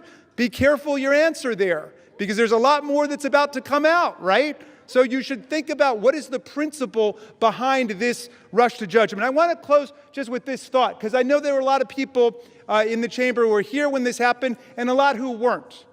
There was a move to expel George Santos, who was a Republican member of the House from New York. And it was the same kind of rush to judgment, absolute political frenzy. And I looked at it for about 60 seconds. And then, I was a professor of constitutional law, so call me a legal nerd. But I said, wait, this guy's not been convicted of anything. Well, he's a Republican. Yeah, I know he's a Republican. He was not convicted in criminal court. To my knowledge, he had not been arraigned yet or convicted of anything in the ethics disciplinary process. They just said, well, there's bad press. We want to get rid of him. Beware of what you wish for. Is that the rule that you want here in the House of Representatives? That you can just draw up a member of Congress in 24 hours or 48 hours because there's a bad newspaper article without asking any questions, without giving that person any due process at all? Is that what it's come to at this point? I mean, all we're asking for in the Epstein Files is release the materials so we can check it out. They want to go ahead and censure and remove from a committee a distinguished member of the House of Representatives with no due process at all.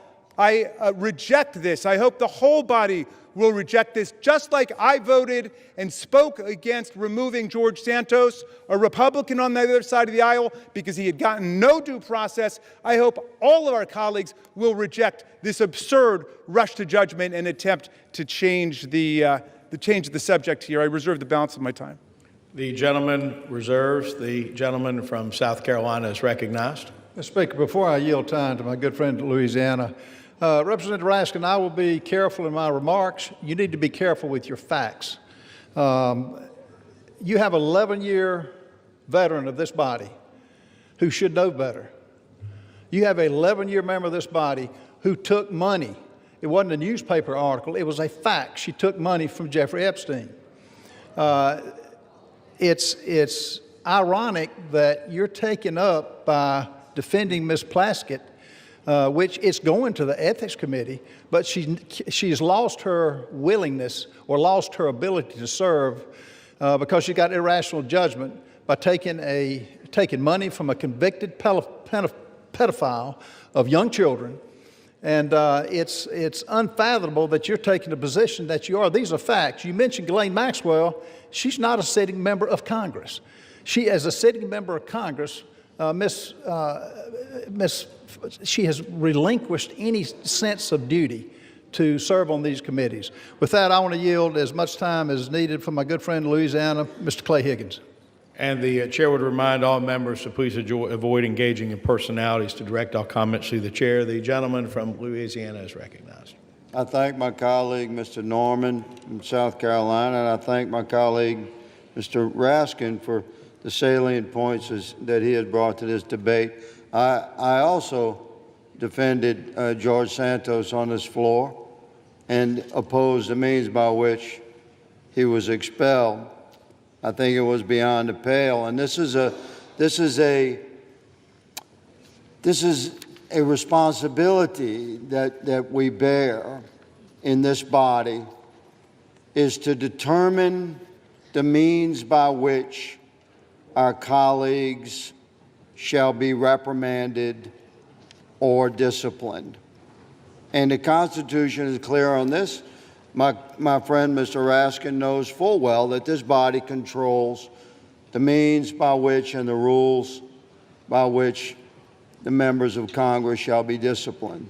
So we've had variances of opinions regarding, the exact disciplinary actions that should be embraced or rejected, member by member.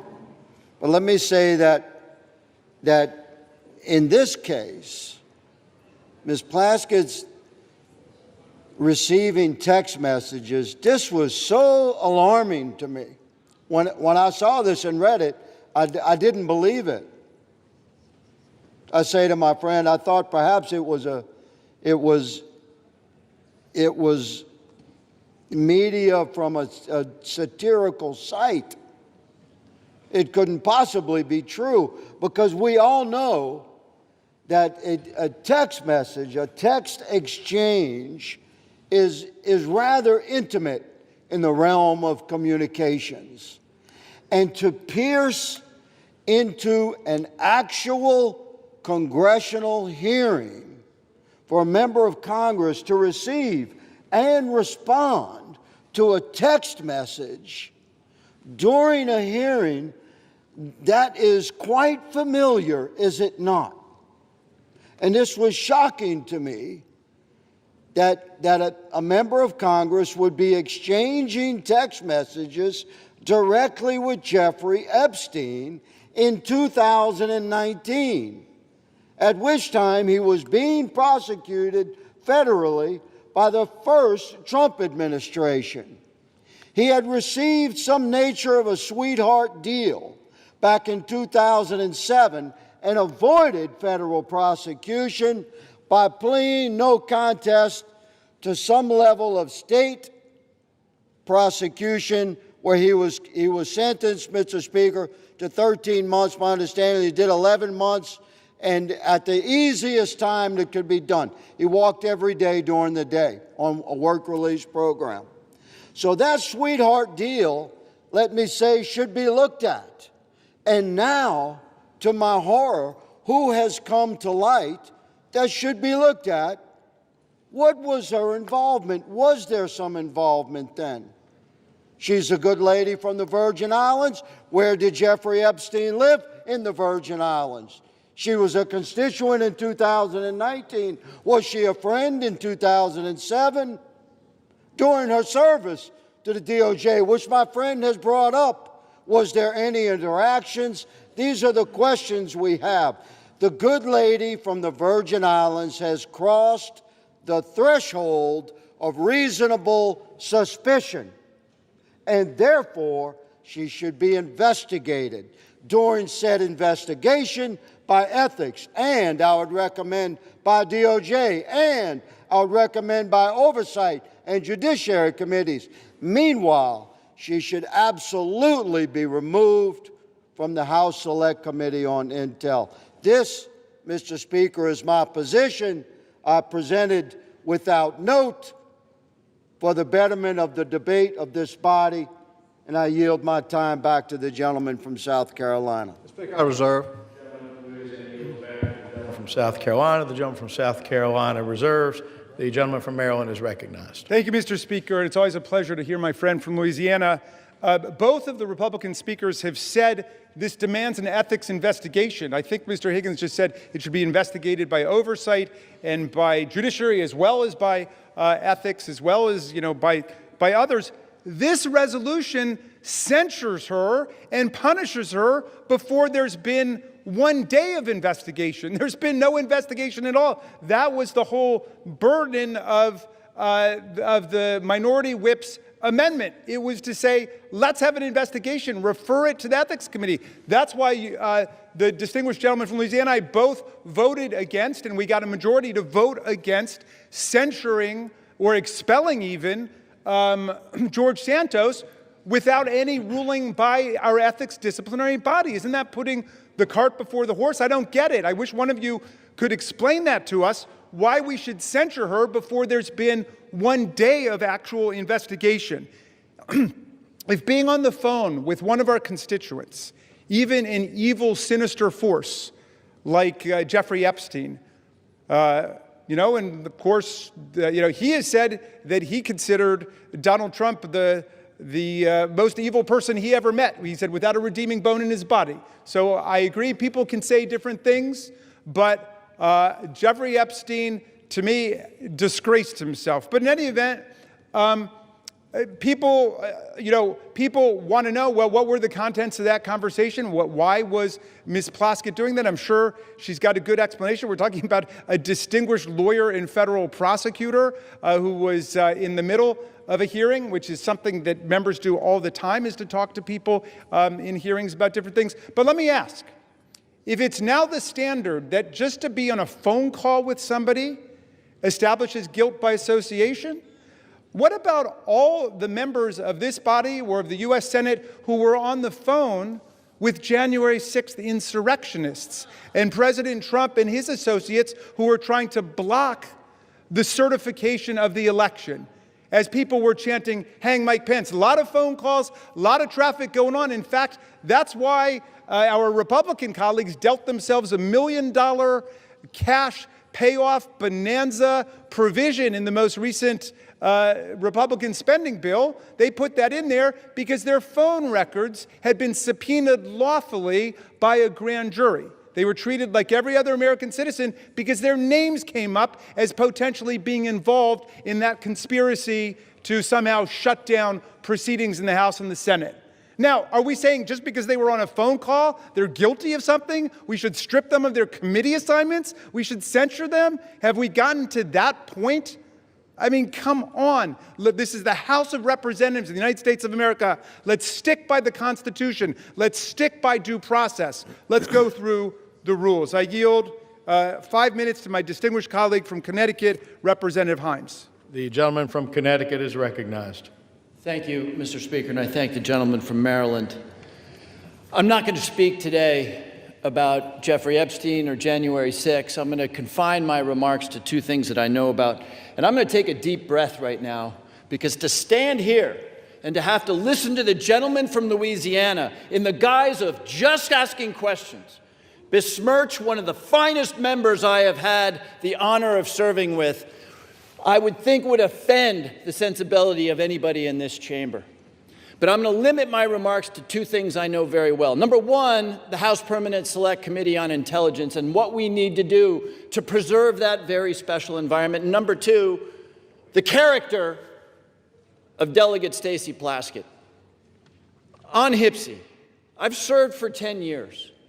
And with Chairman Turner and now with Chairman Crawford, we have fought for that decade to keep the Select Committee on Intelligence immunized from the sewage that flows through this chamber, the partisan attacks, the hideousness. And by and large, we've been pretty successful, with one exception, when that committee got involved in the political investigation around Ukraine in the first Trump administration.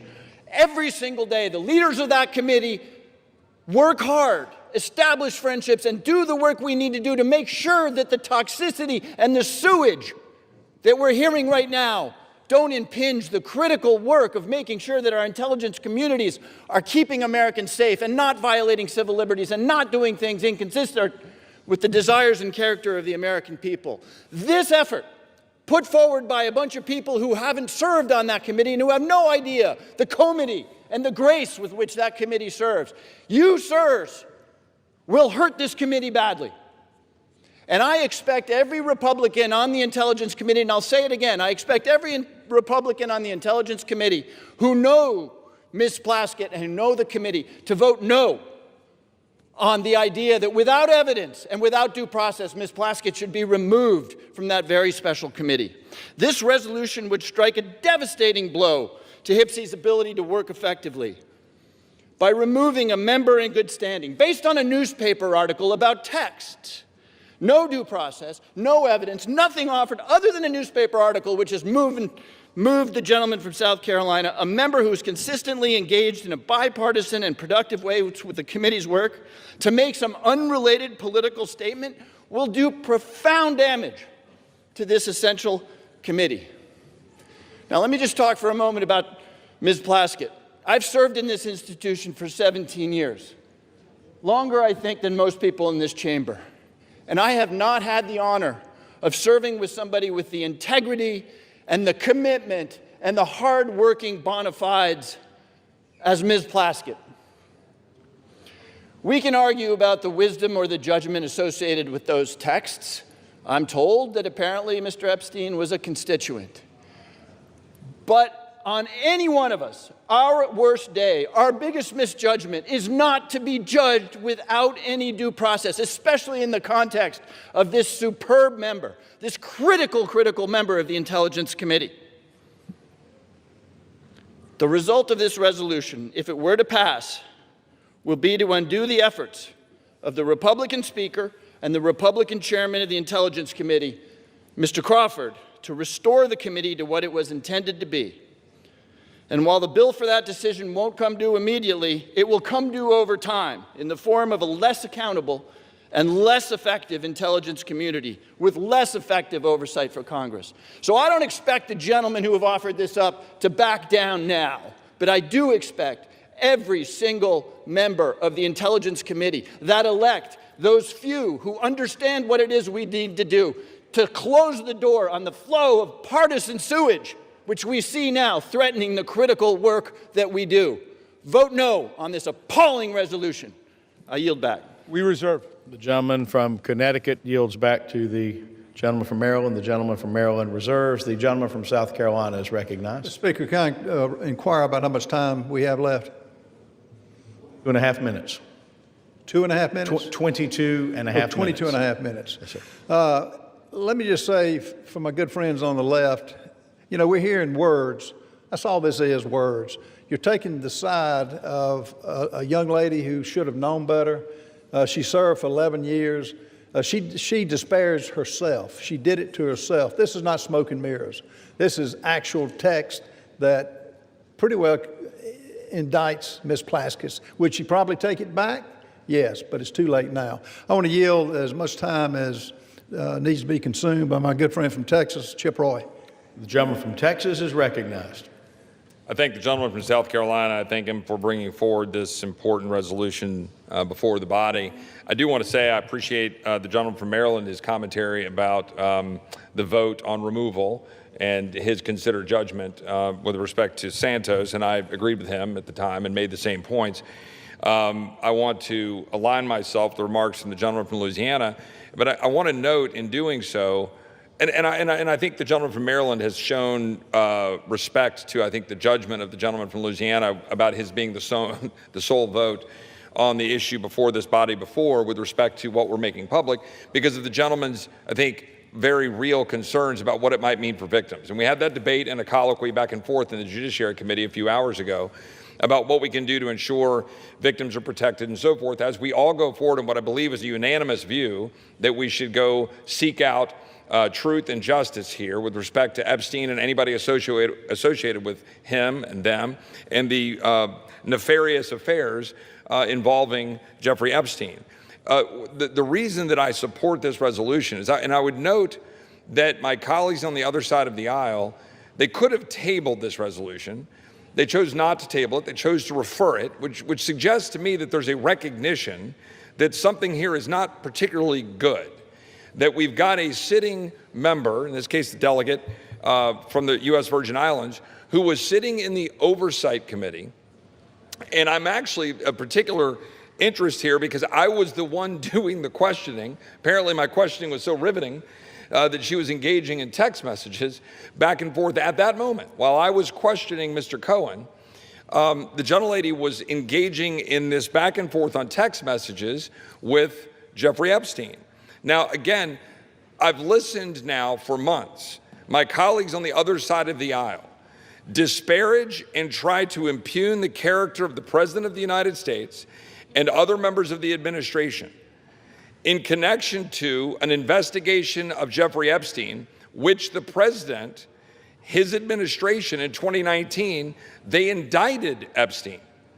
They actually moved forward and federally indicted him in 2019. Ghislaine Maxwell was arrested by the Trump administration. And I know the gentleman from Maryland will go on to say that the Biden administration then carried forward that arrest and indictment into prosecution. True. But it was, in fact, the Trump administration that did what had not been done for a long period of time by taking forward that indictment. So I've been listening to all of the preaching by my friends on the other side of the aisle about how any association, anything to do with Jeffrey Epstein is somehow the dispositive moment here in terms of determining the character of this administration or what they're doing or not doing when they're leaning in to try to seek the truth. Where tens of thousands of pages have been released by Jamie Comer and 13 subpoenas has all been put out. So now the House just voted to have greater transparency. Time will tell what that means in terms of what the court does and how they deal with grand jury secrecy and what they do to continue to redact and protect victims' names under existing laws and how the courts treat that. That's going to be a process, as the gentleman likely knows, right? This is going to be determined as to what gets released and how. But here we have the gentlelady sitting in the Oversight Committee texting with a known convicted felon, a convicted pedophile that was very public and known, had served jail time, and is engaging not just in texts that were trivial, but texts involving advice about her questioning of Michael Cohen, all designed to figure out how to get Michael Cohen to be able to somehow go after Trump or Trump's advisors or people around the president. That, to me, is what we talk about with censure, which is contemplated, of course, in our rules and in the structure. The gentleman talked about the Constitution. We're not removing her. We're simply saying censure. And we're saying that it is a censurable conduct to say that this individual sitting on a committee taking advice from a known convicted pedophile, convicted felon, that is conduct unbecoming of a member of the United States Congress and engaging in real time, taking advice from someone that we've been listening to being lectured to, is someone deserving of all of the scorn of the entire world, and he is. That's why we're here. If my colleagues didn't think this was a concern, they would have simply made a motion to table. But my colleagues decided to refer it to committee because they know this is a problem. They know this is not the kind of conduct you want in a member of this body. So I think that the gentleman from South Carolina is right to have brought this forward. I think that the body should hear this debate, and tonight that we should vote tonight to censure and refer to the Ethics Committee for further consideration. And with that, I yield back. Yields. Gentleman from South Carolina. I reserve. Gentleman reserves. Gentleman from Maryland is recognized. Thank you, Mr. Speaker, and thank you to my friend from Texas for those remarks. I'm afraid all of them dance around the central issue, which is the good congressman knows how due process works in America. There are facts that are adduced first. There's an opportunity to be heard on both sides. There's due process, there's consideration, then there's judgment. You've flipped the whole thing on its head. You've said we're going to judge her guilty before anybody has an opportunity even to hear what the charges are, much less answer the charges, much less do any kind of analysis. I'm sorry to hear that the text exchange that it seems to be at the heart of people's consternation here took place during the distinguished gentleman's questioning, but that is not a federal offense, nor is it an ethical violation in the House of Representatives. You don't get to have the undivided attention of all of your colleagues. The gentleman says that he thinks that our position is that any association with Jeffrey Epstein is a dispositive moment of judgment for people. That's not the position we've advanced. We've taken the position with the survivors that we want to end the cover-up of what happened and then let the chips fall where they may. If there are people who were actually engaged in crime, as Ghislaine Maxwell was, as Epstein was, then they should be charged with every element of due process. If they happen to be a waiter or a waitress who worked at an event, they're not guilty of anything. That's what due process is. We're able to sift through and figure it out. But your rush to judgment isn't even giving anybody a chance to know what the charges are here. It's the most extraordinary thing I've ever seen. I'm going to yield now to Delegate Plaskett herself, the distinguished representative from... Oh, I'm sorry. First, we've got Representative Crockett from Texas for 2 minutes. Thank you so much. This is a distraction to take away from the fact that the guardians of pedophiles is literally trying to protect pedophiles. The president is a convicted felon and an accused sex offender. Stacey Plaskett hasn't been accused of either. So what are we actually here talking about? Trump and Epstein were besties. We've all seen the pictures of them. We saw the birthday book. So why are y'all more interested in talking about Stacey Plaskett than Trump's relationship with the man? When did y'all become so moral? Because I can remember when y'all wouldn't sign the discharge petition. All of a sudden, everybody wanted to vote for this, but you wouldn't sign the discharge petition. Until we decide that we are going to go after the actual rapists and pedophiles, miss me with your moral high ground. Folks who also took money from somebody named Jeffrey Epstein, as I had my team dig in very quickly. Mitt Romney, the NRCC, Lee Zeldin, George Bush, Win Red, McCain Palin, Rick Lazio. I just want to be clear. If this is the standard that we're going to make, just know we're going to expose it all. And just know that the FEC filings, they are available for everybody to review. This is absolutely ridiculous. You decide that you want to punish a sitting member of Congress because you are concerned about her text messages. Well, maybe you should be more concerned about those sex tapes that we still haven't gotten access to. Maybe you should be more concerned with the fact that the president, his name is mentioned in the files way more than Stacey Plaskett's name. Listen, I'm not saying that anything is right or wrong, but listen, if you're trying to figure out what's going on with somebody that's a criminal, then you maybe need to talk to their associates. That's exactly why maybe she was getting text messages. I'm not saying she was or wasn't. But considering the fact that they were talking to another associate of the president's and maybe she needed intel, you'd have to go talk to somebody that maybe knows what he's up to. Time has expired. We reserve. Gentleman from Maryland reserves. Gentleman from South Carolina is recognized. Mr. Speaker, I recognize my good friend from Arizona, Mr. Biggs. How much time is the gentleman recognized? How much time? Time you've allotted the gentleman from Arizona? How much time do we have left? The gentleman has 17 minutes remaining. As much time as the gentleman may consume. Gentleman is recognized. Thank you, Mr. Speaker. Thank you, Mr. Norman. Thank you for raising this issue. This to me, this is an interesting issue because I'm hearing the argument is coming at us and it says, well, you know, there's no due process. Well, debate is a part of due process. That's part of due process, is to have this debate. You get to stand up, get to defend, and get to raise your issues. And you chose to take it back to committee, which, as Mr. Roy said, that kind of indicates that maybe you know that there's something that's not great about this. So I'm looking at this, and here's at least one of the exchanges that seems to have taken place. And maybe we'll hear some comment about it. That'd be good. You can make some comment about it.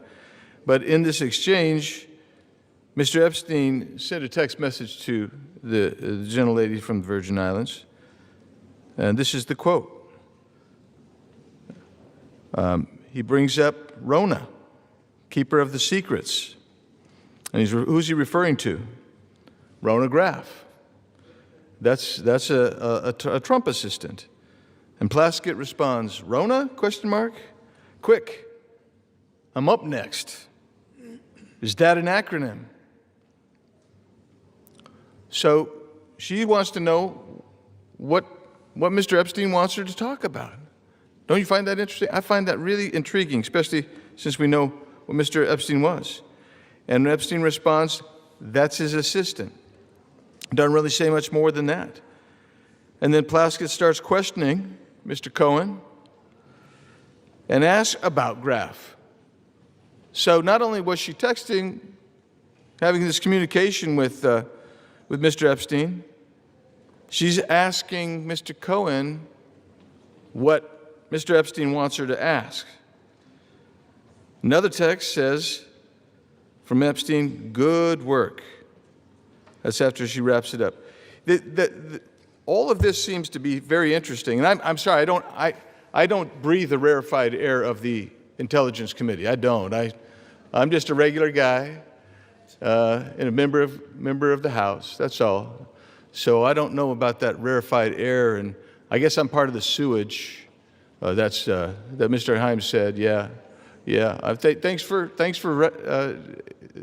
agreeing with me, Ms. Plaskett. So she's got us down. Unless you're in the Intelligence Committee, you're crap. That's what the Intel Committee says. But here's the deal. When you're sitting there in a sitting committee and you're having communications with a convicted sex offender, and you're taking their advice on how to ask questions, maybe you got a problem. Maybe your problem is that you've brought disrepute on the House. And this isn't from the articles. This is from the 10,000 pages or so released last week from the Oversight Committee that they received from the Epstein estate. This isn't fishing around. This is coming from real evidence. So I sit here and I listen. Oh, you know, she's the finest member that ever walked the planet, man. That's what you heard. But the bottom line is this. She's sitting there seeking advice and counsel on how to ask questions from Jeffrey Epstein, who this entire body, save one, just condemned. And we want all the evidence. And it's a shame to be here, but for one thing, you made the choice. And so, Mr. Chairman, I'm encouraging everyone in this body to support Mr. Norman's resolution, and I yield back. Gentleman yields. Speaker, I reserve. Gentleman, South Carolina reserves. The members are reminded to direct their commentary to the chair. Before I recognize the gentleman from Maryland, please remind yourself, as well as the members, to refrain from engaging in personalities towards the president. Does the gentleman seek recognition? Yes, I do. Gentleman is recognized. Thank you very much. I want to remark that yet one more member says we should go ahead and censure her, and then we should do a complete investigation. I think any fifth grader in America knows that's the exact opposite of what due process means in America. We don't punish people before we have investigation and the opportunity to be heard. I yield 6 minutes now to the distinguished gentlelady from Virgin Islands, Representative Plaskett. Thank you so much to Mr. Raskin, to my former professor in law school, and I want to address the body. I first want to give you all a sense of what was happening that day. Everyone knows at that hearing in February, the entire country was watching. As Michael Cohen decided he was going to finally give up information about what was happening in the Trump world, the Trump enterprise. And at the beginning of that hearing, the ranking member, Jim Jordan, had the disrespect to Elijah Cummings, may he rest in peace and his name be a memory, after not allowing Mr. Jordan to shut the committee hearing down. And I turned to Mr. Jordan and told him to have respect for the chair and to basically shut up. And that moment went viral. And I began to get innumerable texts from friends, from foes, from constituents about what was happening in that hearing. And I got a text from Jeffrey Epstein, who at the time was my constituent, who was not public knowledge at that time that he was under federal investigation, and who was sharing information with me. Now, I heard recently from someone that I was seeking advice from him. Let me tell you something. I don't need to get advice on how to question anybody from any individual. I have been a lawyer for 30 years. I have been a narcotics prosecutor in New York City. I have had the honor of being a political appointee at the Justice Department after September 11th as a Republican appointee in the Bush administration.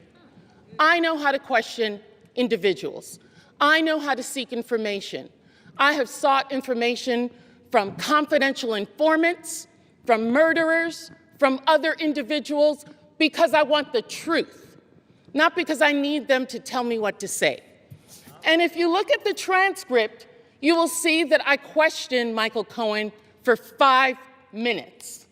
The Washington Post only shows you 30 seconds and takes from it one individual's name that I got from Jeffrey Epstein and didn't know who the individual was, and put that individual with a host of other individuals that I felt the committee should subpoena. They've never been subpoenaed. They've never been questioned. Because at the end of the day, I know that in the Trump administration and with my colleagues over there, it's not about sexual assault. It's not about support of victims. It's about money. It is about money. I have consistently stood against sexual violence and the exploitation of women and children in previous careers as well as here in this body. We all know that Jeffrey Epstein's actions were absolutely reprehensible. As a constituent, as an individual who gave donations to me, when I learned of the extent of his actions after his investigation, I gave that money to women's organizations in my community. Not back to him, but to women in the community who needed that support.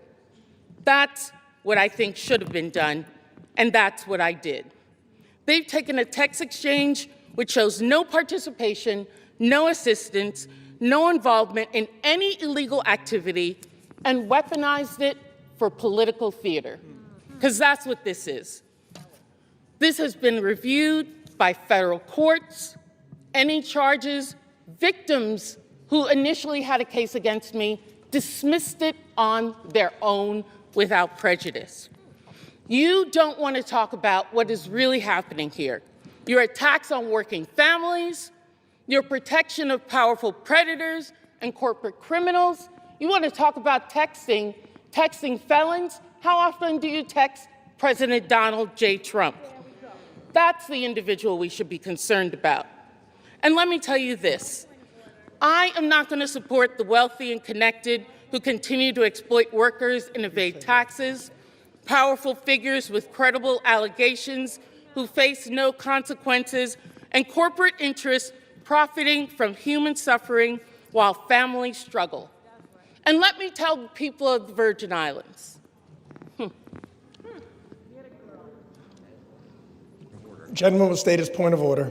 The point of order is you may not call the President of the United States a felon. That is a violation. Point of order is under consideration, and we're not going to lose order here either, so please. May I continue? May I continue, Mr. Members Speaker? are, however, reminded to refrain, as mentioned a little while ago, from making personality commentary towards the President. The point of order is not timely, so the gentlelady is recognized. Thank you, Mr. Speaker. What is happening here? I feel sorry for my colleagues. I feel sorry for this body. I see members coming and speaking against me who I've never even had a conversation with. You don't know me. You don't know the work that I've done. You don't know the support that I've given to families, to individuals, to support people. I worked a full-time job with children under the age of 5, going to school, law school at night. Do you think I would risk my law degree for any individual? Never mind a reprehensible individual by Jeffrey Epstein, I would not. But what I'm about is the truth. And let me tell the people of the Virgin Islands, this attempt at intimidation will pass. We in the Virgin Islands do not back down from a fight. That is how we won our freedom, and that is how we will continue to grow our equality. And if you censure me, take away a committee, I will still do the work because I am here to support people and to support this great Constitution, which I have sworn numerous times to uphold. We reserve, and I thank Gentlelady. The gentleman reserves. Gentleman from South Carolina is recognized. Mr. Speaker, before I recognize Mr. Clyde, let me just say, Ms. Plasky, I don't know you. My overall impression of you has been good. But, and you give these words about protecting families and children. Where was that demonstrated when you took money from a convicted pedophile that had served time? Where was that? The words are beyond believability. And I think you're a nice person, but you missed the boat when you took money. I've got the mic now. You lost your I don't know the word to describe it, but what you did, you deserve to come off the committees. And let me remind you, we want this to go to the Ethics Commission. And to those listening, the Ethics Commission is 5 Democrats and 5 Republicans. Let them find it. But in the meantime, you do not deserve to serve on a committee with national clearance. And I would like now. Will be reminded again to direct their commentary to the chair. Mr. Speaker, I would like to recognize my good friend from Georgia, Mr. Andrew Clyde. How much time is the gentleman shall I recognize him? How much time is left? You have 11 and a half minutes remaining. 5 minutes. Gentleman's recognized for 5 minutes. I thank the gentleman for yielding. My good friend, Mr. Norman from South Carolina. Mr. Speaker, I rise today in support of this resolution censuring and condemning Delegate Stacey Plaskett of the U.S. Virgin Islands for inappropriate coordination with convicted sex offender Jeffrey Epstein during a congressional hearing and removing Delegate Plaskett from the Permanent Select Committee on Intelligence and referring her to the Ethics Committee for further investigation. After 4 years of silence on this matter, not a peep during the entire Biden administration, let me repeat that, after 4 years of silence on this matter about Jeffrey Epstein, House Democrats are now demanding transparency and accountability surrounding Jeffrey Epstein and his associates. While their fake outrage is clearly just another disgusting attempt to smear President Trump, House Republicans are taking this matter seriously and are working toward delivering the much-needed transparency and accountability that the American people deserve. This resolution is accountability, page 1. During the House Oversight Committee's ongoing investigation into Jeffrey Epstein, emails obtained by a congressional subpoena, that's right, it was the congressional subpoena by the House Oversight Committee, not the discharge petition that just got voted on, but this was the Oversight Committee's congressional subpoena, has brought to light that in 2019, Delegate Stacey Plaskett coordinated her line of questioning with Jeffrey Epstein in real time over text messages during an Oversight Committee hearing featuring testimony from Michael Cohen. Now, who is Michael Cohen? Michael Cohen was the disgraced former attorney of President Donald Trump. She was asking input from Jeffrey Epstein on how to best question Cohen, and Cohen was himself at that time a convicted felon from 2018. So now that Republicans are exposing Democrat ties to Jeffrey Epstein and his vile crimes, the other side of the aisle has flipped. They apparently no longer want transparency or accountability. Why? Because they don't want the truth. They want to weaponize a serious matter into a distraction, all in an attempt to take down President Trump and to hurt his administration and what he's doing to make America great again. The actions taken by Delegate Plaskett reflect poorly on the House, and this body needs to hold her accountable. I urge all of my colleagues to vote to adopt this resolution to show the American people that those who colluded with Mr. Epstein, including members of the House, will be held accountable, and this resolution is the beginning of that. I thank you, and I yield back. Gentleman yields. To the chair. Mr. Speaker, I reserve. Gentleman from South Carolina reserves. Gentleman from Maryland is recognized. Proud to yield 1 minute to the distinguished Minority Leader, Hakeem Jeffries. The Minority Leader is recognized. Thank you, Mr. Speaker. I thank the distinguished gentleman, my good friend from the great state of Maryland, the ranking Democrat on the Judiciary Committee, for yielding. I rise today in strong opposition. This resolution, this effort to censure Delegate Plaskett, to rip away her membership on the Intel Committee, is nothing more than a political stunt by a desperate, failed candidate for governor, trying to pander to the people back in South Carolina. Nothing more than that. You want to make the statement about who's brought disgrace to the House? The actions of this House Republican majority have brought disgrace to the House of Representatives from day one of this presidency. The reality is, if you want to talk about fealty to the Constitution and things of that nature, the House is a separate and co-equal branch of government. You don't seem to understand that. You functioned from the very beginning of your so-called majority, Mr. Speaker, not as a check and balance on an out-of-control administration, but as a reckless rubber stamp for Donald Trump's extreme agenda, and you are failing the American people. You failed to keep your core promise. Your core promise to the American people was that you were going to lower costs on day one. Costs haven't gone down here in the United States of America. Costs have gone up. The Trump economy is a complete and total failure. It's a disaster. The American people are hurting. And so every week, you come to the House floor now that you've returned from your 7-week taxpayer-funded vacation and come up with another stunt to try to distract the American people. Or perhaps you were ordered by your puppet master, Donald Trump, who wants to distract the American people today, because his effort to suppress the Jeffrey Epstein files has failed spectacularly. We believe in transparency. We believe in accountability. We believe in due process. That's the opposite of what is happening on the floor today. And let me be very clear about Stacey Plaskett. She's a woman of great intelligence and a woman of great integrity. And she deserves better than what she's receiving from House Republican extremists. She deserves the opportunity to be heard. She deserves due process. She deserves the ability to make her case, not to be prosecuted by petty foggers, playing lawyer on the floor of the House of Representatives. Google that if you don't know what it means.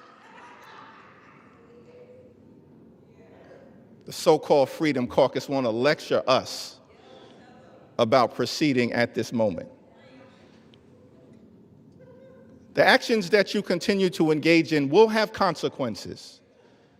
Consequences today, consequences tomorrow, consequences next week, consequences next year, and certainly consequences when the American people throw this House Republican majority out in the aftermath of the election next November. Be very careful about the extreme actions that you continue to engage in.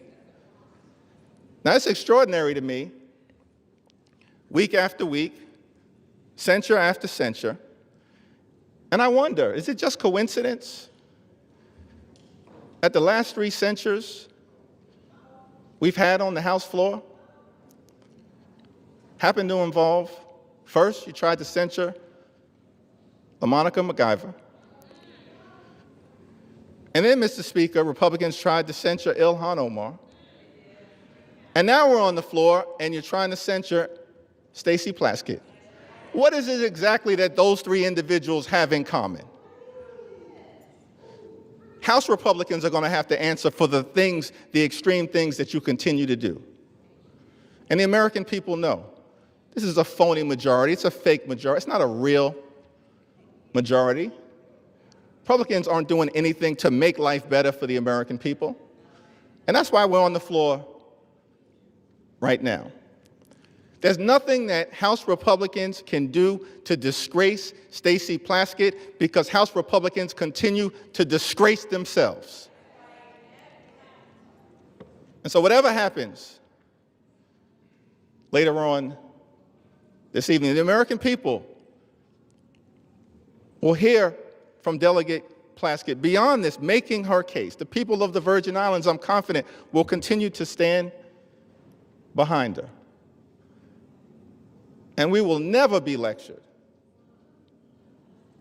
on issues related to accountability and transparency and principle and ethics from this group of extreme House Republicans who continue to visit a national nightmare on the American people, bending the knee to a wannabe king, doing real harm in real time, and at the end of the day, your time is coming as well. I yield back. Chairman yields. How much time do we have, Mr. Speaker? Gentleman has 4.5 minutes. 3.5 minutes. All members are again reminded, including Minority Leader, to direct your comments to the chair. All members are again instructed, including Minority Leader, to refrain from engaging in personalities towards the President. The gentleman from Maryland seeks recognition. No, we'll reserve. Gentleman from Maryland reserves. Gentleman from South Carolina. Speaker, I find it interesting that the Minority Leader mentioned that, got a not really a majority. I will tell you, 77 million people are a majority. They rendered the consequences to elect the president that has revived this country from a disaster 4 years under the Biden administration. Let's go back under a little bit of history here about the hearing. The messages show that Plaskett texted Epstein before the hearings that started that day at 7:55. She texted him, the sex offender, the predator on the children she says she protects. They had comments like she told Ms. Plaskett talk about his grades. She mentioned that she had a great-looking outfit. This is from Mr. Epstein. In 10:40, she broadcast a feed cut to Ms. Plaskett showing her moving her mouth as if she was chewing something. And Ms. Plaskett mentioned that she had multiple texts.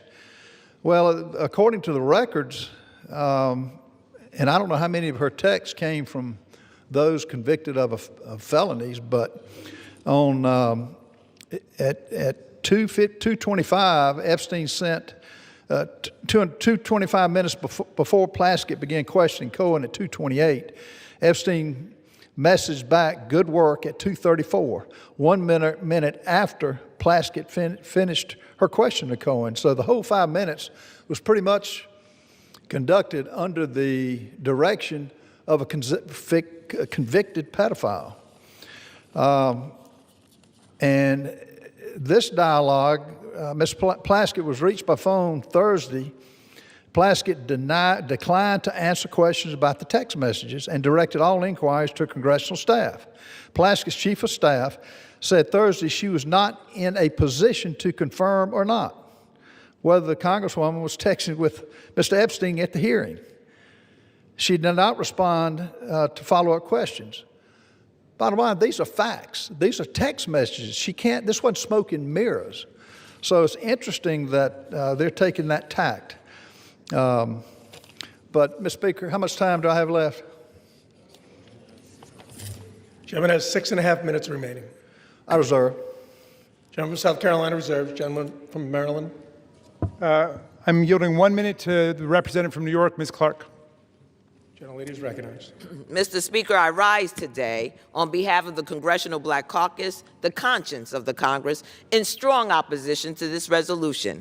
This resolution is a blatantly partisan, shameless attack. As we sit here today, Donald Trump is still the single person in this country with the authority and the ability to deliver justice to survivors and truth to the American people by just releasing the files. So instead of answering why Donald Trump chooses every single day not to release the Epstein files, they're pointing fingers at this side of the aisle. Mr. Speaker, unlike the president, Congresswoman Stacey Plaskett has committed no crime, violated no rule, and broken no promises. There has been no investigation, no due process, no inquiry into whether the Congresswoman had any connection whatsoever to Epstein's despicable and disgusting criminal conduct. This resolution would have us remove a capable and hardworking member of one of the most serious working committees in this body on the basis of a conversation from more than 6 years ago, which broke no rules, and has no connection to any criminal activity. I urge my colleagues to vote no on this partisan resolution, this sham, and I yield back. Gentlewoman's time has expired. We reserve. Gentleman from Maryland reserves. Gentleman from South Carolina. Speaker, I reserve. Gentleman from South Carolina reserves. And we're prepared to close. It's closed. Yeah, I'm prepared to close. All right. Gentleman from South Carolina is prepared to close. Maryland is recognized. Mr. Speaker, thank you very much. I want to start by addressing the young people who appear to be in the audience this evening, because I'm afraid some of my arguments are lost on some of our colleagues across the aisle suffering from Trump derangement syndrome. It seems to have completely warped their minds today, and they're not thinking clearly about the Constitution or about the rule of law. But the young people here will recognize, if they read this resolution, immediately what's wrong with it, because it's replete with phrases like this, that this one incident that they're referring to raises serious questions about the judgment and the integrity and the fitness to serve. Well, I think that's absurd, but in any event, if you think it raises serious questions, presumably you would want the answers to those questions. But you don't get answers by rushing to judgment and turning the whole process upside down. This resolution starts by saying we censure her, we remove her from committee, and the very next component of it says we direct the Committee on Ethics to conduct an investigation. That is the opposite of due process, and I hope at least future generations will understand that's not how we hold people accountable, whether it's under criminal law, under civil law, or under an ethics process, which they purport to want to be launching here. Again, go back to the George Santos standard. The reason we voted against just hanging him out to dry and censuring him and expelling him is because the process hadn't happened yet. And Democrats and Republicans together did it, but they're thinking in solely partisan terms. Even Matt Gaetz, accused of having sex with a 17-year-old was never censured by the House of Representatives, even with Speaker McCarthy and others condemning him for what he did. We did not censure him. Think about what you're doing to the precedents of this body by trying to attack Ms. Plaskett. And let me just close with a personal thought. I wasn't going to bring it up because I didn't want to embarrass her, but she was one of the 3 finest students I ever had in constitutional law. She was a straight A student in the early 1990s. She's a straight A student in the 21st century. I'm proud not only that she was my student, but that she's my friend and that she's my colleague, and you don't disgrace us in any way. You go to work every day for the people of Virgin Islands, and we're proud of you. And with that, I'll yield back. Gentleman yields. Gentleman from South Carolina is recognized. Mr. Speaker, I find it interesting that the president is occupying the minds of my good friend on the left rent-free. And it's interesting they bring him up every time, and keep doing it. Keep doing it. This president's got a record that is second to none. And I hope our listeners in the audience can distinguish between just words and babbling on when they reject the facts of what's been presented. Texts don't lie. And they can offer all the excuses. And I do think Ms. Plaskett is a nice lady. She made a mistake here, a bad mistake. She took advice from a convicted pedophile that is indefensible in this discussion here today. Mr. Speaker, I've listened to my colleagues defend the indefensible. I've heard everything from this is old news to this is just politics. But not a single person has disputed the key fact. Written records and Epstein's own estate documents show Delegate Plaskett sought his input for an official hearing. This is the issue, that alone. Everything else is just noise. This chamber cannot overlook that a sitting member of Congress coordinated with a convicted sex offender to prepare questions for an official proceeding. Imagine telling the American people that that's acceptable. Imagine explaining to parents all across this country that Congress sees no problem with relying on the counsel of a predator of our innocent children. Some of my colleagues want to blur the edges, soften the facts, or bury this under procedural fog, noise as I call it. But sunlight is the best disinfectant, and accountability is not optional. This resolution is not excessive at all. It is appropriate. It is measured. It is necessary at this time. The question before us is very simple.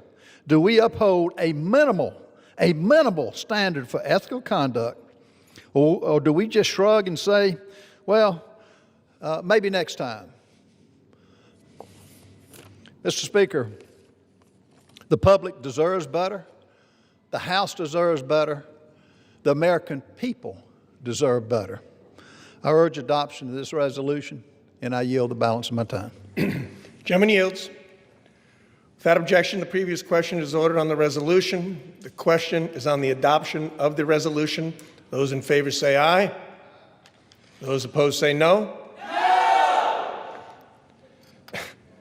In the opinion of the chair, the ayes have it.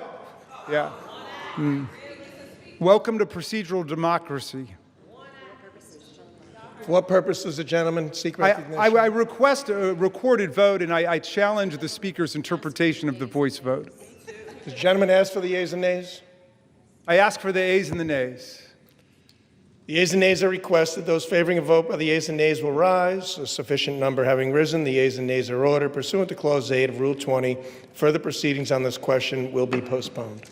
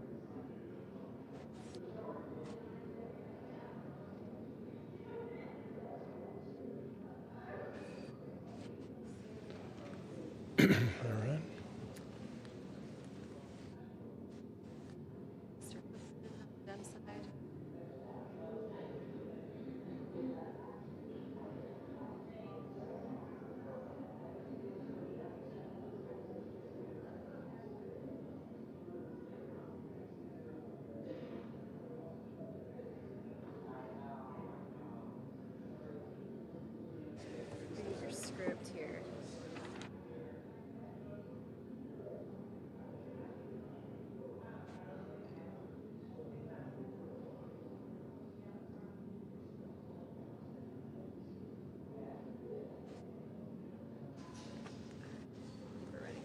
Okay. For what purpose does the gentleman from Arkansas, Mr. Westerman, seek recognition? Mr. Speaker, pursuant to House Resolution 879, I call up H.J. Res. 130 and ask for its immediate consideration in the House. The clerk will report the title of the joint resolution. House Joint Resolution 130, Joint Resolution providing for congressional disapproval under Chapter 8 of Title 5 United States Code of the rules submitted by the Bureau of Land Management relating to Buffalo Field Office Record of Decision and Approved Resource Management Plan Amendment.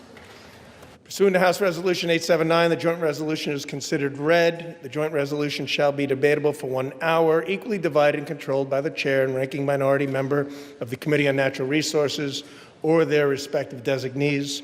The gentleman from Arkansas, Mr. Westman, and the gentleman from California, Mr. Huffman, each will control 30 minutes. The chair recognizes the gentleman from Arkansas, Mr. Westerman. Mr. Speaker, I ask unanimous consent that all members have 5 legislative days to revise and extend their remarks and to include extraneous material on H.J. Res. 130. Without objection. Mr. Speaker, I yield myself such time as I may consume. The gentleman is recognized. I rise in strong support of H.J. Res. 130, which would repeal the Bureau of Land Management's Misguided Resource Management Plan, or RMP, amendment for the Buffalo Field Office in Wyoming, which was finalized in the twilight hours of the Biden-Harris administration. Wyoming's Powder River Basin currently supplies 40% of the nation's coal. The RMP amendment in question effectively halted future federal coal leasing across a region in Wyoming larger than New Jersey and located in the heart of America's coal country. Without repeal, the RMP amendment will end coal production in the region entirely by 2041 and close 12 active mines. The RMP amendment is a death blow to America's energy security, Wyoming's workers, and the economic backbone of the state itself. It is projected that U.S. electricity demand will grow by as much as 128 gigawatts through 2029, and global energy demand is expected to double by 2050. Coal is reliable, affordable, and essential to meet the increasing power demands of the AI revolution and advanced manufacturing. The RMP amendment locked up an astonishing 48 billion short tons of coal. That's enough to meet U.S. coal demand for the next 116 years. 92% of Wyoming's coal is exported to other states, helping keep the lights on and utility prices affordable in distant places as far as Texas, Illinois, and my home state of Arkansas. Nationwide, residential electricity prices have increased by 13% since 2022, and overturning misguided policies like this RMP amendment will help make the cost of living more affordable for families across America. It's time to unleash our domestic resources to put this money back into the pockets of American families by repealing the Biden administration's anti-American energy policies. What's more, instead of working with the state, the Biden administration blatantly ignored local opposition at every stage of this process and rammed this RMP amendment through to appease environmental extremists. The Biden administration provided a limited opportunity for public comment or engagement on this RMP amendment. Wyoming's governor, unified congressional delegation, locally elected officials, tribes, and local communities all expressed strong opposition to this plan amendment. The previous administration ignored them all. According to local representatives, it is suspect and disturbing that such a dramatic change to the current land use plan would solicit such little engagement during the public comment period. Campbell and Johnson County commissioners who represent the local communities affected by this plan stated that whatever information they provided to the BLM in this process was, quote, ignored by the federal agency. Overturning the RMP amendment takes power from bureaucrats in Washington, D.C. and returns it to the people of Wyoming. The BLM also ignored tribal input in developing this RMP amendment. The Navajo Transitional Energy Company, which is wholly owned by the Navajo Nation, provided detailed comments opposing this amendment that were all dismissed by the BLM. In a letter they submitted to the agency, they stated, quote, BLM consistently downplayed the reasonably foreseeable negative impacts of the mine's closures on the surrounding social justice communities, and it did not even consider the jobs lost in the downstream communities that rely on the Powder River Basin coal, end quote. Energy security is national security, and Wyoming's energy industry remains indispensable to ensuring America stays energy dominant. Wyoming's Powder River Basin, with its low-sulfur coal, produces the world's cleanest burning coal. We should be focused on exporting this abundant natural resource to our allies abroad, not burying this baseload power under layers of bureaucracy. By passing this CRA today, we're advancing President Trump's executive orders on unleashing American energy and reinvigorating America's coal industry. We're also restoring hundreds of millions of dollars in future revenue for Wyoming's K-12 public education system and protecting more than 4,000 high-paying jobs in rural Wyoming. In conjunction with the pro-energy policies included in the Working Families Tax Cut Law, this CRA also has the potential to generate more than $260 million for the federal treasury. This CRA helps the U.S. remain energy dominant and will lower prices for families, strengthen our economy, and boost real wages for hardworking men and women. I urge my colleagues to stand with Wyoming, stand with American workers, and stand for energy security by supporting this resolution. I reserve the balance of my time. Gentleman reserves. Gentleman from California is recognized. Thank you, Mr. Speaker. And let me wish Chairman Westerman a happy birthday. I do wish him a happy birthday, but even that goodwill does not change the fact that this is bad legislation. And so, unfortunately, Bruce, I'm going to have to rise in opposition to the bill while wishing you a happy birthday. We are, Mr. Speaker, all grateful that the Republican shutdown is finally over, but millions of Americans are still on the cusp of losing health care. They are struggling to put food on the table. And after their 7-week paid vacation, I can't imagine anything more disconnected than for House Republicans to come back here and make their first priority not helping working families to make ends meet, but jamming through more favors for their billionaire buddies. These 3 Congressional Review Act, or CRA, resolutions treat America's public lands like they are just lines on a balance sheet. They silence public opinion. They ignore the fires and storms that are made worse by climate change, all of it to make fossil fuel extraction the #1 priority going forward for how we manage our public lands. Wildfire defense, public safety, recreation, conservation, all of these take a back seat now to maximizing corporate profits, even in our most fragile landscapes like America's Arctic. Americans want clean air, clean water, accessible public lands, not handouts to polluters. Overturning balanced, forward-looking BLM plans in Wyoming and Alaska is a colossal mistake. Across the federal land management agencies, plans like these are the foundation for responsible, sustainable management of our public lands.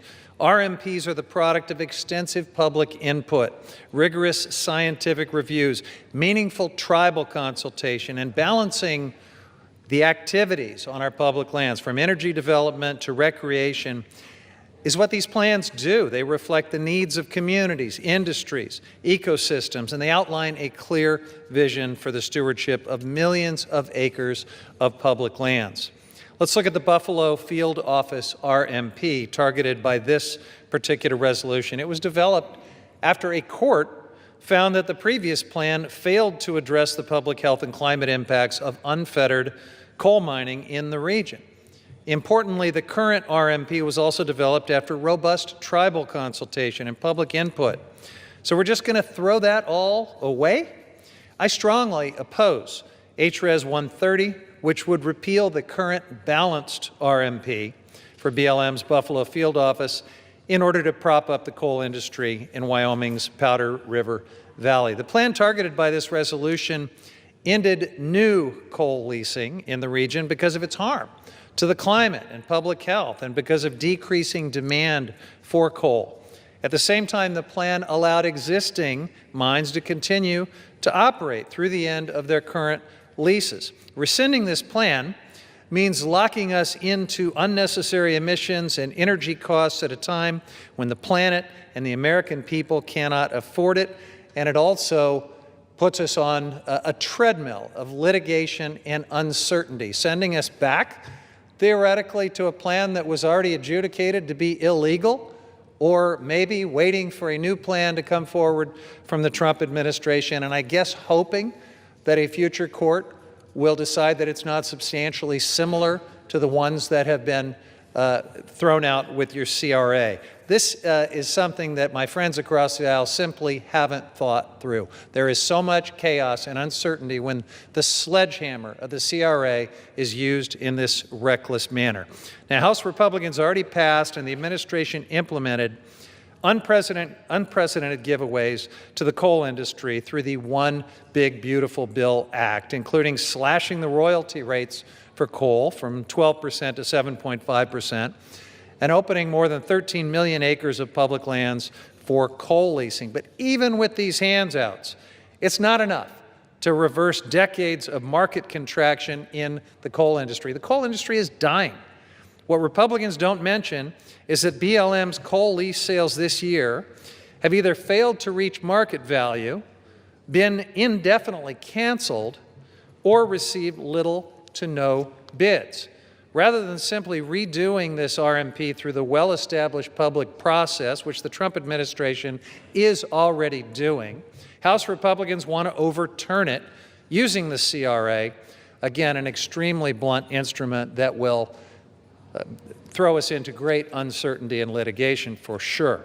This choice would lock out the perspectives from previous tribal and public engagement and ban the agency from ever again issuing a substantially similar RMP, leaving land policy frozen in time, really more like frozen in some kind of a limbo.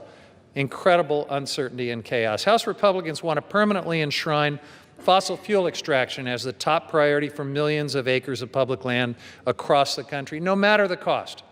And they're picking winners and losers here, blocking affordable renewable energy projects, sacrificing our public lands in the process. I urge my colleagues to reject these reckless resolutions that would upend millions of acres of public land management and reject this entire familiar playbook from congressional Republicans, trying to deepen our dependence on dirty fossil fuels that pollute our air, contaminate our water, and harm the public health, while doing everything possible to slow, stop, or sabotage the development of affordable, renewable energy. Our constituents deserve a lot better than this. We deserve clean, affordable, and reliable energy. We deserve good-paying jobs and affordable health care.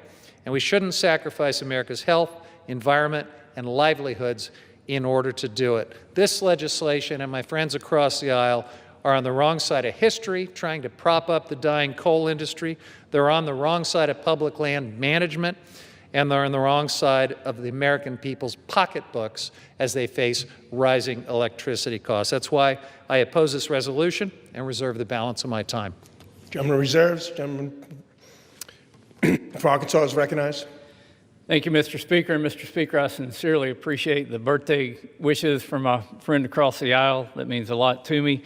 If I had a birthday wish of my own, it would be to make energy more affordable for the American people, to help the good folks of Wyoming to have a livelihood, and to not only keep prices down, but keep good-paying jobs across this country that are in the energy industry. We know that we need more energy going forward. We need more electrons on the grid. We need a larger grid, and we need to all work together to do those things. But if this resource management plan amendment by the previous administration was balanced, I would hate to see a heavy-handed resource management plan amendment by the previous administration, because this took a sledgehammer to an established industry in the state of Wyoming. And I'm sure my distinguished colleague from the great state of Wyoming, Representative Hageman, who is the lead sponsor of this legislation, will go into detail what this would mean to Wyoming if this plan amendment stays in place. And I yield her 6 minutes. Thank you, Mr. Chairman. Mr. Speaker, I rise today in support of my legislation, House Joint Resolution 130, which utilizes the Congressional Disapproval Procedure under the Congressional Review Act, or CRA, to restore coal leasing in Wyoming's Powder River Basin. Many on the East Coast of America might be surprised to learn that the federal government owns massive amounts of the western states. In Wyoming, the federal government owns about half of our surface estate and 60% of the subsurface estate, or our minerals. In Northeast Wyoming, the Bureau of Land Management's Buffalo Field Office owns and manages over 788,000 acres of land and 4.7 million acres of our mineral estate. Notably, this land encompasses Wyoming's share of the Powder River Basin, North America's largest coal deposit, responsible for the production of 40% of our nation's coal. Wyoming is the largest coal producer in the nation. We, in other words, are responsible for ensuring that you can turn on your lights and heat your home. The BLM manages its public lands pursuant to the Federal Land Policy Management Act, which is implemented pursuant to what we refer to as Resource Management Plans, or RMPs. These RMPs are designed to maximize resource values for the public. The BLM is required to comply with a multiple-use mandate, ensuring that these combination of uses meet current and future needs of the American people. In its waning days, the Biden administration issued an RMP amendment for the Buffalo Field Office, which pursued the no new leasing alternative, pulling 481,000 acres of America's largest coal reserves and resources offline, making 48 billion short tons of coal unavailable and ending leasing in the Powder River Basin. Such a decision cannot be considered a legitimate or legal RMP pursuant to FLPMA, and neither does it align with Congress's multiple-use mandate. The Biden RMP is instead very clearly a mineral withdrawal enacted by climate activists in direct violation of the law. The Biden administration's decision to terminate mining in Wyoming's PRB is not only irresponsible and harmful, but downright illegal, a mechanism used by the governing elite to inflict harm on every single citizen of this great country to further climate change lunacy. If this RMPA is allowed to continue, it would risk 4,122 jobs in rural Wyoming, $1.9 billion in labor output through 2048, and millions of dollars in state revenue used to fund public K-12 education. This seemingly localized decision has national repercussions as well. In 2024, Wyoming produced 191 million tons of coal, 171 million tons of which was shipped to 26 different states for producing electricity. At these rates, Wyoming produces about 40% of the nation's coal and about 80% of all federal coal production. With coal generating as much as 23% of America's electricity at any given time, Wyoming coal supplies as much as 9.2% of the electricity produced in this country. Watching the arguments in the Rules Committee last night and on the floor today, it is clear that affordability is the word of the day for my colleagues across the aisle. If utility bills for Americans is something they genuinely care about, then I encourage them to vote for HJ Res 130 and to not turn off the Powder River Basin coal, which accounts for so much of American energy and could generate even more if Washington, D.C. had not waged a war on coal for the last 3 decades. In short, it is policies such as no new coal leasing contained in this Buffalo RMP that reduces affordability, which my colleagues on the other side of the aisle will be supporting if they continue to oppose HJ Res 130. This vote today is a vote to shore up the grid, which will have positive impacts on the utility bills of Americans. When combined with what this majority did for energy development in the One Big Beautiful Bill, we are shoring up centuries of energy production. We cannot survive in this country without Wyoming coal, the majority of which is produced in the Powder River Basin. Demand for Wyoming coal is only increasing, both here and abroad. If you turn out the lights on one of Wyoming's most important industries, you will also be turning out the lights on America. The Biden administration knew this and pursued this harmful policy anyway, and they did so in violation of the law. On September 18, 2025, the Government Accountability Office determined that the Buffalo RMP was a rule subject to the CRA on the grounds that it is an agency statement, is of future effect, and it implements, interprets, or prescribes law and policy. This decision is in line with previous GAO decisions on similar land management plans and RMPs, several of which this body has passed in the 119th Congress. A vote today for HJ Res 130 has many positive implications. First, it would overturn this harmful plan and revert to the 2015 RMP, thereby protecting access to 481,000 acres for coal leasing. Second, it would provide certainty to countless Wyomingites who rely on our good, clean coal for jobs and for revenue that funds the schools that our children attend. Third, it is a vote for the millions of Americans who continue to rely on Wyoming coal and who always will. Fourth, it's a win for Congress, reminding the agencies that we are the primary policymaking branch of government and that we will hold the agencies responsible for bad, unlawful regulations. I urge all of my colleagues to vote in favor of HJ Res 130, and I yield back. The gentleman from Arkansas reserves. The gentleman from California, you are recognized.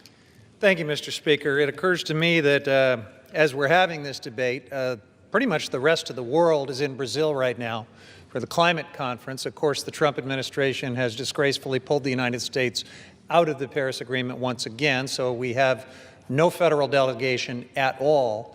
But as the rest of the world convenes to accept the reality of the climate crisis and to accept the related reality of coal being the biggest contributor to carbon pollution, and the entire world is talking about how to phase down our dependence on coal pollution and fossil fuel pollution, we are here in this alternate reality of the Republican majority, where my colleague from Wyoming calls it climate lunacy. It's a sad, sad testament to, frankly, the disgraceful leadership of this Republican majority that propping up the coal industry with discounted royalties and massive subsidies and millions of acres of land giveaways, and now this misuse of the Congressional Review Act is the official policy of the Republican majority. It's just almost unthinkable, and yet that's where we are. With that, Mr. Speaker, I yield as much time as he may consume to the gentleman from New Mexico, Mr. Vasquez. Is recognized. Thank you, Ranking Member. Thank you, Mr. Speaker. Well, first, coming from New Mexico, let me tell you that I have gone through the RMP process firsthand in my own Las Cruces district, the Tri-County RMP. And those are long and painful processes. They take a lot of public input, a lot of painful meetings. Those plans are developed with the input from residents from all sides of the aisle that represent different parts of what is our public lands and that mandate to have multiple use lands. They are not meant just for one industry. They are meant for everybody that uses those public lands. And when I served on the U.S. Federal Committee to advise the Forest Service, and we got all these stakeholders together to implement the 2012 planning rule, it was the same deal. We did it deliberately. We did it with all stakeholders at the table. And so these RMPs are actually developed with public input from every community, not from one single stakeholder group. And that is the painful process that it takes to update these plans, many of them which haven't been updated since the 1980s. Now, it's important that we take into account the time, the effort of not just the agency staff and those folks who show up to those hard meetings and hear the public out, but the public who comes out in my district, sometimes driving 30, 40, 50 miles just to attend one of those meetings so that they can eventually get to an RMP knowing that that will be the law of the land. And so today I rise in opposition to all of the CRAs. But in particular, I want to talk about one very special place. In 2017, when the Arctic National Wildlife Refuge's coastal plain was first officially opened to drilling, supporters promised that the sale would raise significant revenue. Instead, only 3 bidders emerged. And the first mandated lease sale brought in less than 1% of the $2.2 billion that Congress was told to expect. Less than 1%. That burdened taxpayers with an additional $2 billion in national debt. Why? Well, because the Arctic is one of the most expensive places on Earth to drill. And investors and the oil industry know this. In fact, BP and Shell already abandoned their Arctic proposals, even paying to exit those leases. And financing has dried up completely, with nearly every major U.S. bank and 20 global insurance companies having publicly pledged not to finance Arctic drilling projects, yet here we are. The coastal plain is too remote, too costly, and too risky to make drilling financially feasible, especially when we already produce record oil and gas volumes elsewhere at a far lower cost to taxpayers, including in my district, the Permian Basin. And let's be clear, Arctic drilling will not lower gas prices. With no existing roads, pipelines, or infrastructure, any Arctic oil would take years to reach the market if it ever does. I know this myself because this is a picture from when I was in the Arctic. Now, this is also a question of what we value. The Arctic Refuge is the only national wildlife refuge that protects a complete Arctic ecosystem. It's called the crown jewel of our public lands, and that it's called that for a reason. And I saw why firsthand when I was there last summer. Now, this special place offers unmatched, truly wild fishing and hunting opportunities for all Americans. When you catch your first Arctic char in the Canning River on the coastal plain, it is a moment you will never forget as an American. And these lands have provided sustenance to the Gwich'in and Inupiat peoples for millennia. The bottom line, setting the unique wildlife and recreation values of America's Arctic aside, using the CRA to overturn land management plans is bad policy, bad economics, and bad land management. And truly, it's a disrespect to the constituents who showed up to those meetings to create that RMP in the first place year over year over year. So by treating every resource management plan as a rule that is subject to the CRA, Congress is throwing the legal status of every oil and gas lease, every grazing permit, and recreational activity across the West into question. And I ask my Republican colleagues, why pursue the CRA process when this administration has already revised the plan in question? They've already opened up the coastal plain, so why do this? We should vote no, not to score a political point, but because this proposal simply doesn't make sense and won't work. Thank you. I yield back my time. Gentleman from California reserves the gentleman from Arkansas. Thank you, Mr. Speaker. You know, it's been mentioned that U.S. coal is dying. U.S. coal is being murdered. There's been an attack on it for many years, and some people will not stop until they see it gone, but it's to our own demise because we depend so much on the energy, not only from coal, but from natural gas. We need more nuclear power, we need more hydropower, we need all kinds of new power. And this isn't the time to be attacking our fuel sources. And you know, we'll have a debate on the Arctic slope and the coastal plain, but when we're talking about Wyoming, we're talking about coal, and we're talking about really the backbone of our electrical generating and distribution system. On Energy and Minerals for the Natural Resources Committee, Mr. Stauber. Gentleman from Minnesota is recognized for 3 minutes. Thank you, Mr. Speaker. I rise today in strong support of this CRA resolution introduced by my good friend and colleague from Wyoming, Representative Hagman. This resolution overturns the Biden administration's actions to lock up public lands in Wyoming from responsible coal development, all part of the Democrat and President Biden's agenda, which was anywhere but America, any worker but American energy agenda. Last year, I had the opportunity to join Representative Hagman on a tour across the Powder River Basin, where we visited the coal mines and met the proud men and women who have been working there for generations. While I visited one of these mines, I met a union electrician, third-generation miner, who raised his hand and stated, "Please don't take our jobs away. I'm working here, and my son just got hired here." The passion he had for the industry and these jobs were incredible. He and now his children work in that coal mine.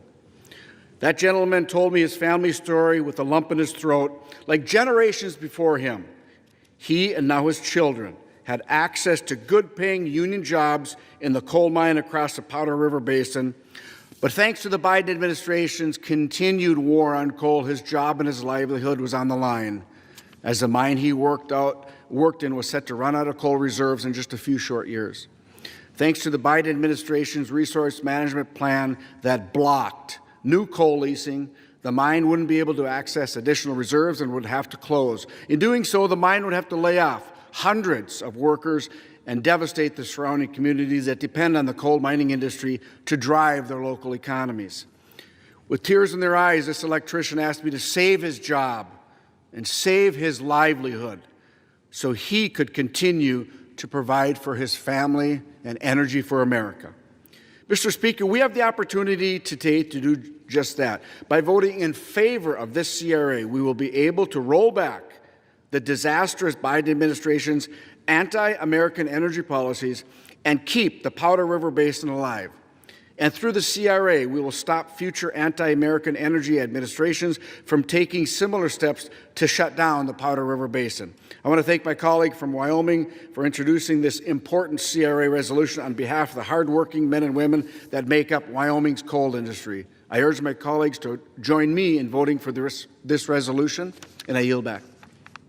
Mr. Speaker, I have no further requests for time. I'm prepared to close and reserve the balance of my time. The gentleman from Arkansas is prepared to close and reserves the balance of his time. The gentleman from California is recognized. Thank you, Mr. Speaker. You know, it's a little bit rich to hear all of this concern about jobs and the poor electrician who's going to lose a job, and to hear all of this concern about the energy that we desperately need to meet projected demand increase.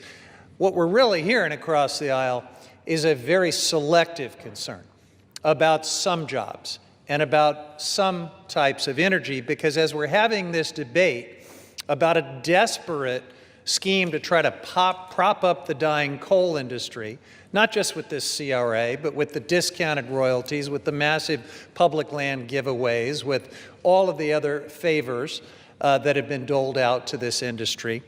At the same time, the Trump administration is trying in every way it can to kill off the clean energy industry, which generates far more jobs than coal. Far more people stand to lose their jobs. Far more electricians, like the one my friend was just so concerned about a moment ago, stand to lose their jobs because of this war on clean energy that my friends across the aisle are just fine with.